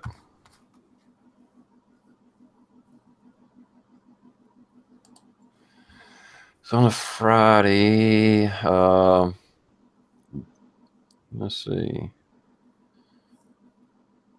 I don't know. We might, because I know Matt's not real consistent doing his chats, but let's see. No, wait a minute. That'll be Johnny's night to do a chat.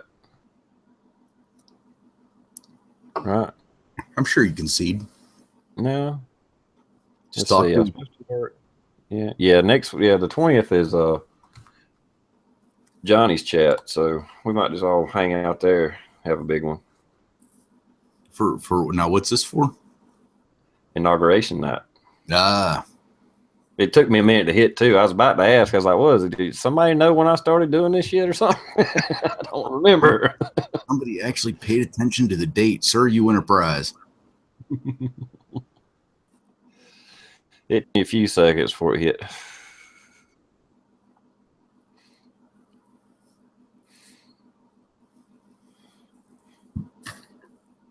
A new national holiday. It'll be damn close. Mhm. I don't know. I'm pretty excited. I'm actually really excited about seeing what's about to happen. It can go for the worst. I really don't foresee it going for the worst. I see it being a plane, and with what he's already doing before he's even in that presidential office, if this is just a kind of like a little bump of what's going to happen, holy shit. I mean, damn. He's already brought Ford back to the States. Which the only part that I will say that I don't understand, other than they're going to reinvest it into a plant that's already open, is why it went from a some 1 point billion plant in Mexico to a $700 million upgrade, which it might just because the building and the structure is already there, which would make sense. Yeah. And Well, I think it has a lot to do with our trade policies. It's been cheaper and more economical for these companies to go out of state, out of the country. Some of it could be optimism, because we know the president can only do so much when it comes to domestic policy. You know, I mean, Obama's pushed the limits of it, don't get me wrong, but you know, you can't make law, even though Obama thought he could. But anyway, and not just him. I mean, there's been others, but I think it's the optimism. It's like, if it's going to be good for companies, good for taxes, good for all this other stuff, they're like, oh, okay, well, if this is the direction we're going to go, it's worth investing money and staying. We don't really want to go to Mexico or whatever, but the way the corporate taxes and you know, everything's set up, it's like we've been pushing companies out of the country, literally pushing companies when we have. And so I think you're just seeing it as a shift in the direction, the way businesses are going to be dealt with. And I think they're just showing a lot of optimism. I'm sure Trump's talked to them, made promises he couldn't keep, but at least they know this is what we're going to do or try to do, you know. And I still think if he has some decent policies that are looked at by some experts and say, yeah, that would work, we could do this, and that would be better, and blah, blah, blah, get it put up in, you know, a bill or whatever, or tell Congress, hey, look, this is what you need to pass. And then if they don't pass it, call them all out, tweet them. Yep. Senator McCain, dickhead, wouldn't, you know. Yep. Guarantee he's going to do it. Guarantee it. And the fact that McCain and Graham don't like him, that's a good point right there. That tells you he's on the right team.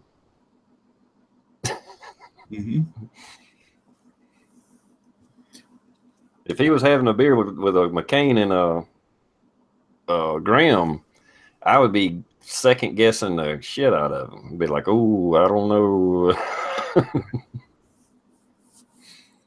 Probably the best Facebook post that I've seen toward the end of 2016 going into 2017 was something about how many of these pussy celebrities, or wait, how'd it go? Something about if Donald Trump wasn't running for president and was throwing a New Year's Eve party, how many of these pussy celebrities that are now against him would be at his, you know, at Trump Towers celebrating the new year, which is true. I mean, it's 100% true. I mean, it's just, people need to really look and reflect on. See, and I don't want to say people because I don't give a fuck what, for the most part, what Will Smith, what whoever all these popular actors act. If they did a good job in a movie, I'm going to watch a movie.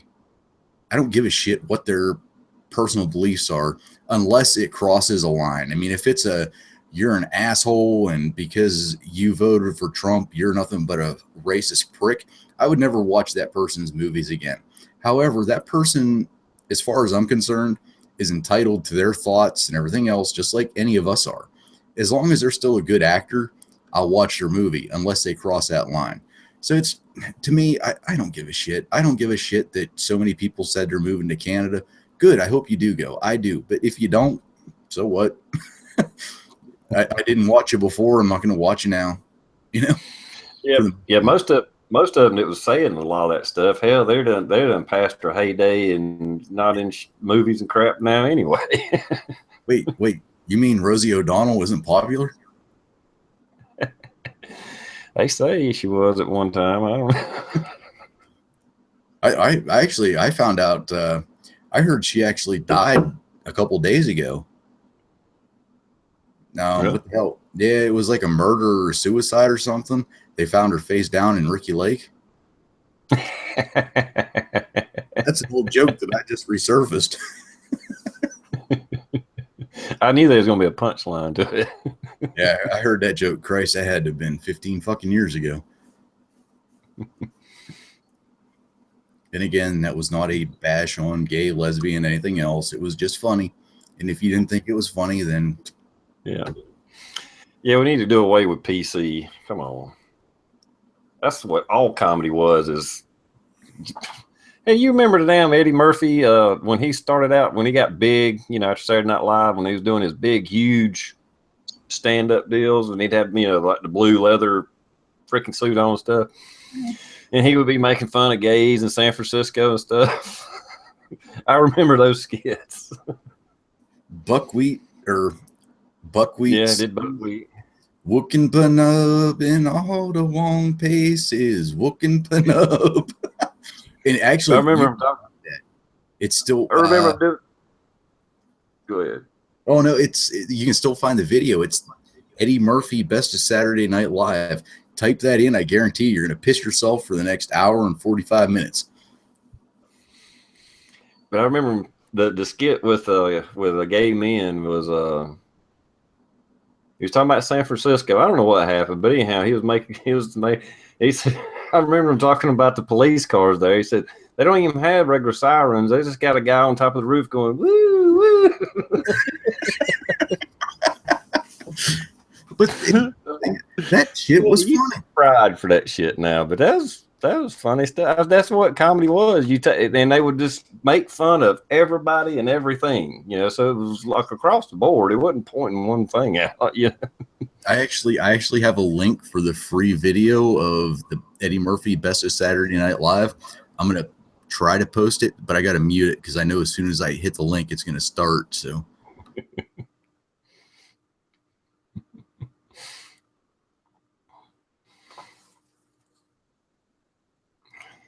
Yeah, Richard Pryor.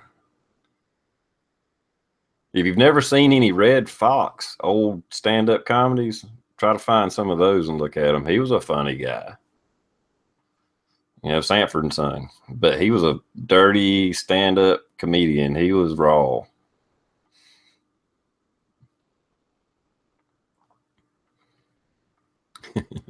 Raw. Matter of fact, that's one of the name of those Eddie Murphy stand-up deals.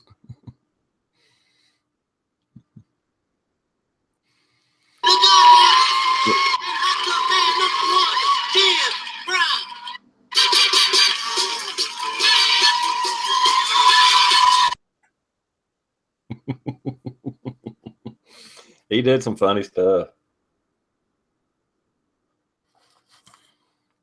Especially on that Saturday Night Live. He had some funny skits and characters on there. It's getting hot in a hot tub. Yes. That's the first one that comes up. As soon as it started playing, I started like laughing. I was like, I'll do a little quick intro, but All right, let me. Here's the link.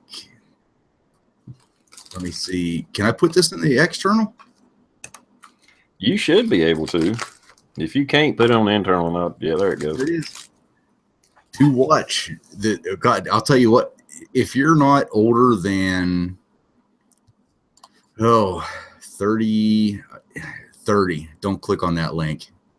And you might find it funny, but damn, TR, as soon as this chat ends, I'm sure you're going to be up tonight laughing your ass off, because that's the full video of the Eddie Murphy Best of Saturday Night Live. What is that? 1998.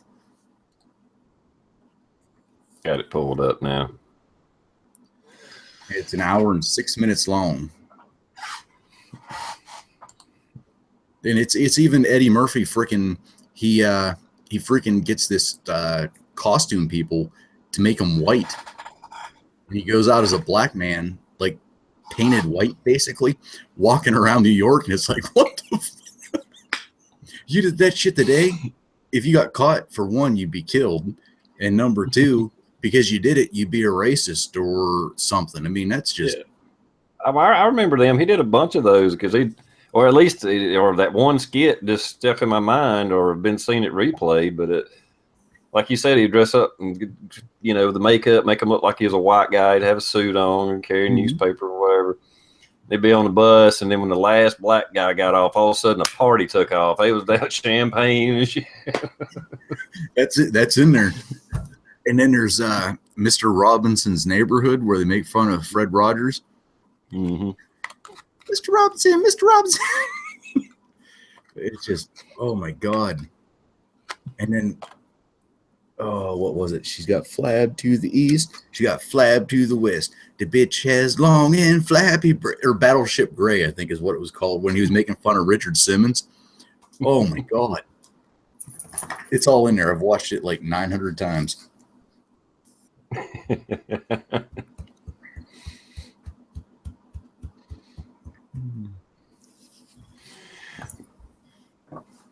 Oh, yeah.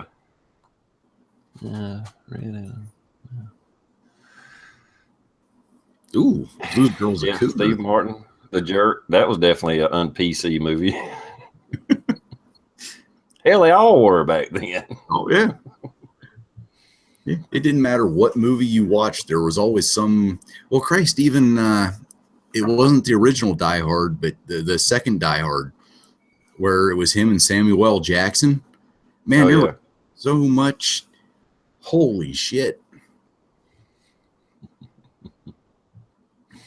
Yeah, because he was playing. Yeah, Samuel Jackson was like a not quite militant black guy, but there close to it. He was a pretty much damn near racist white guy, or racist black guy. Yeah, racist black guy. Yep. Oh, how about? Here's one that they could never redo. How about Blazing Saddles? Don't tell me you've never seen that. No, I don't think I have. Oh my God. Oh, look, somebody else put that out just as you said that. Blazing Saddles. You probably got to go to work tomorrow or something, but if you got Netflix or anything like that and can find that, watch Blazing Saddles. The ending's a little, I'm not real crazy about the very end, but it's a Mel Brooks movie. But whew, you got to watch that movie. If nothing else, just pull up a few clips off YouTube, and it'll make you want to go watch that movie. That is one of the funniest damn movies. I got it on DVD, of course. I will put that on my to watch list. To write that down. I mean, you cannot call yourself a red-blooded American man if you ain't seen Blazing Saddles. And the thing is, I may have seen it a long time ago, but it just didn't stick with me. You'd remember it. I wrote it down. Ooh, how about this one? Brokeback Mountain. Mm-hmm. I don't. I don't know. It just hit me, and I had to throw it out there. Yes, they're quoting Blazing Saddles out there now. Damn near lost $50 in my yard. there's just so many one-liners in that damn movie. And I'll go ahead and set it up for anybody that hadn't seen it. The main character is a black guy. It's in the West. And they flip it around. He's like a real smart guy. So he does this sarcastic. They're making fun of racism by using racism in this whole movie, the entire movie. It is funny as hell. Was that a newer movie? No, it's back in it might have been late 70s. Okay, yeah, I haven't seen it then. No, it's got Gene Wilder in it. What's his name? Slim Pickens? Slim something another. He's kind of famous. Of course, Mel Brooks. There's some actors in it you'll recognize, but oh my God, that's a funny movie. Oh hell, right there's Willy Wonka. It is so. I mean, I see Willy Wonka. I see Willy Wonka in a cowboy hat. Yeah, that's it. All right. Yeah, I've definitely never seen that one. Oh, it is so funny. You'll laugh your ass off. Young Frankenstein. That was another good Mel Brooks movie. See, I mean, but just to start, I mean, Blazing Saddles. The first scene I have you rolling in the floor. If anybody has a link for Blazing Saddles that may or may not be, send it to my inbox. I'll check it out. See, but I mean, I actually like those older movies. Like, I don't say all the older movies, but older movies like that. Not the Goonies. Goonies was my age. Not Revenge of the Nerds. Porky's. Yeah. Fucking Porky's. I will watch that all series long, and I will laugh my ass off. And because I don't know what it is about that series, but that is so hilarious. And people my age are like, what the fuck do you think is so funny? If you don't think Porky's is funny, there's something wrong with you. Yeah, that's an old movie. I was young when that came out. Oh yeah, I remember my parents, I think, sending me to bed whenever they rented it, and like my aunt and uncle were there because it was like the occult movie, not an occult movie, but you know what I mean? It was like, oh, we watched this, but we didn't watch this. I remember them sending us to bed. And oh yeah, Goonies is definitely my age. I think I would. What is Goonies, like 80s, 85? Yeah, somewhere in there. In the 80s. Yeah. I was about 7 or 8.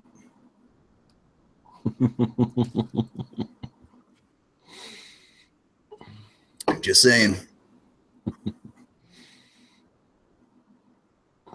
But yeah, the only thing that I get, because I watched.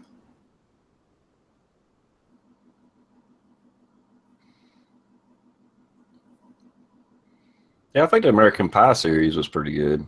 Exactly. That's recent. That's what Porky's. Somebody has put down Porky's American Pie. Yes, exactly. Porky's was my parents' version of American Pie. Mm-hmm. There is no doubt that is exactly what that is. Yeah. Yeah, but Blazing Saddles is one of those movies that anybody that's watched it, if they've watched it, they've probably seen it 100 times and know every scene, every word, and you still watch it again.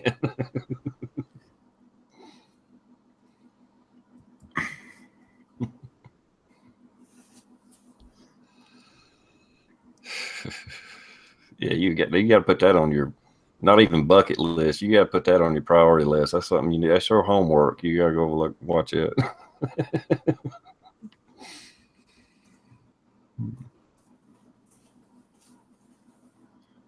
All right, it's been over 2 hours because I actually started this one almost on time. And we're sitting around talking about movies now, so we can go ahead and wrap this. Not that we ever really covered that much anyway, but anyway, thanks everybody for coming by. Little outro, and we'll shut this off.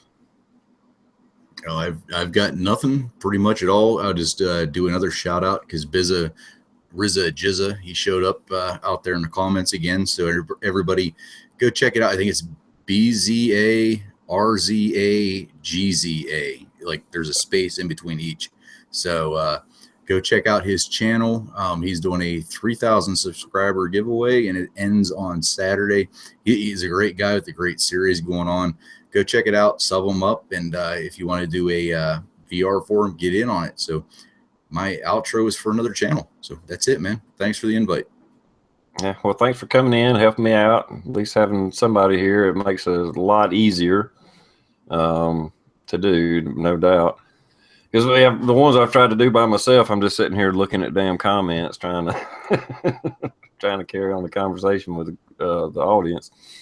But anyway, thanks for coming by, Blue. Thanks everybody for stopping by and hanging out with us. Basically a bullshit session tonight, but anyway, it's been fun, and we'll see you again. If anybody wants to come by Tuesday night, I'll be doing my Tuesday night chat at 9:30, just like always, and we'll see y'all later. Thanks, everybody.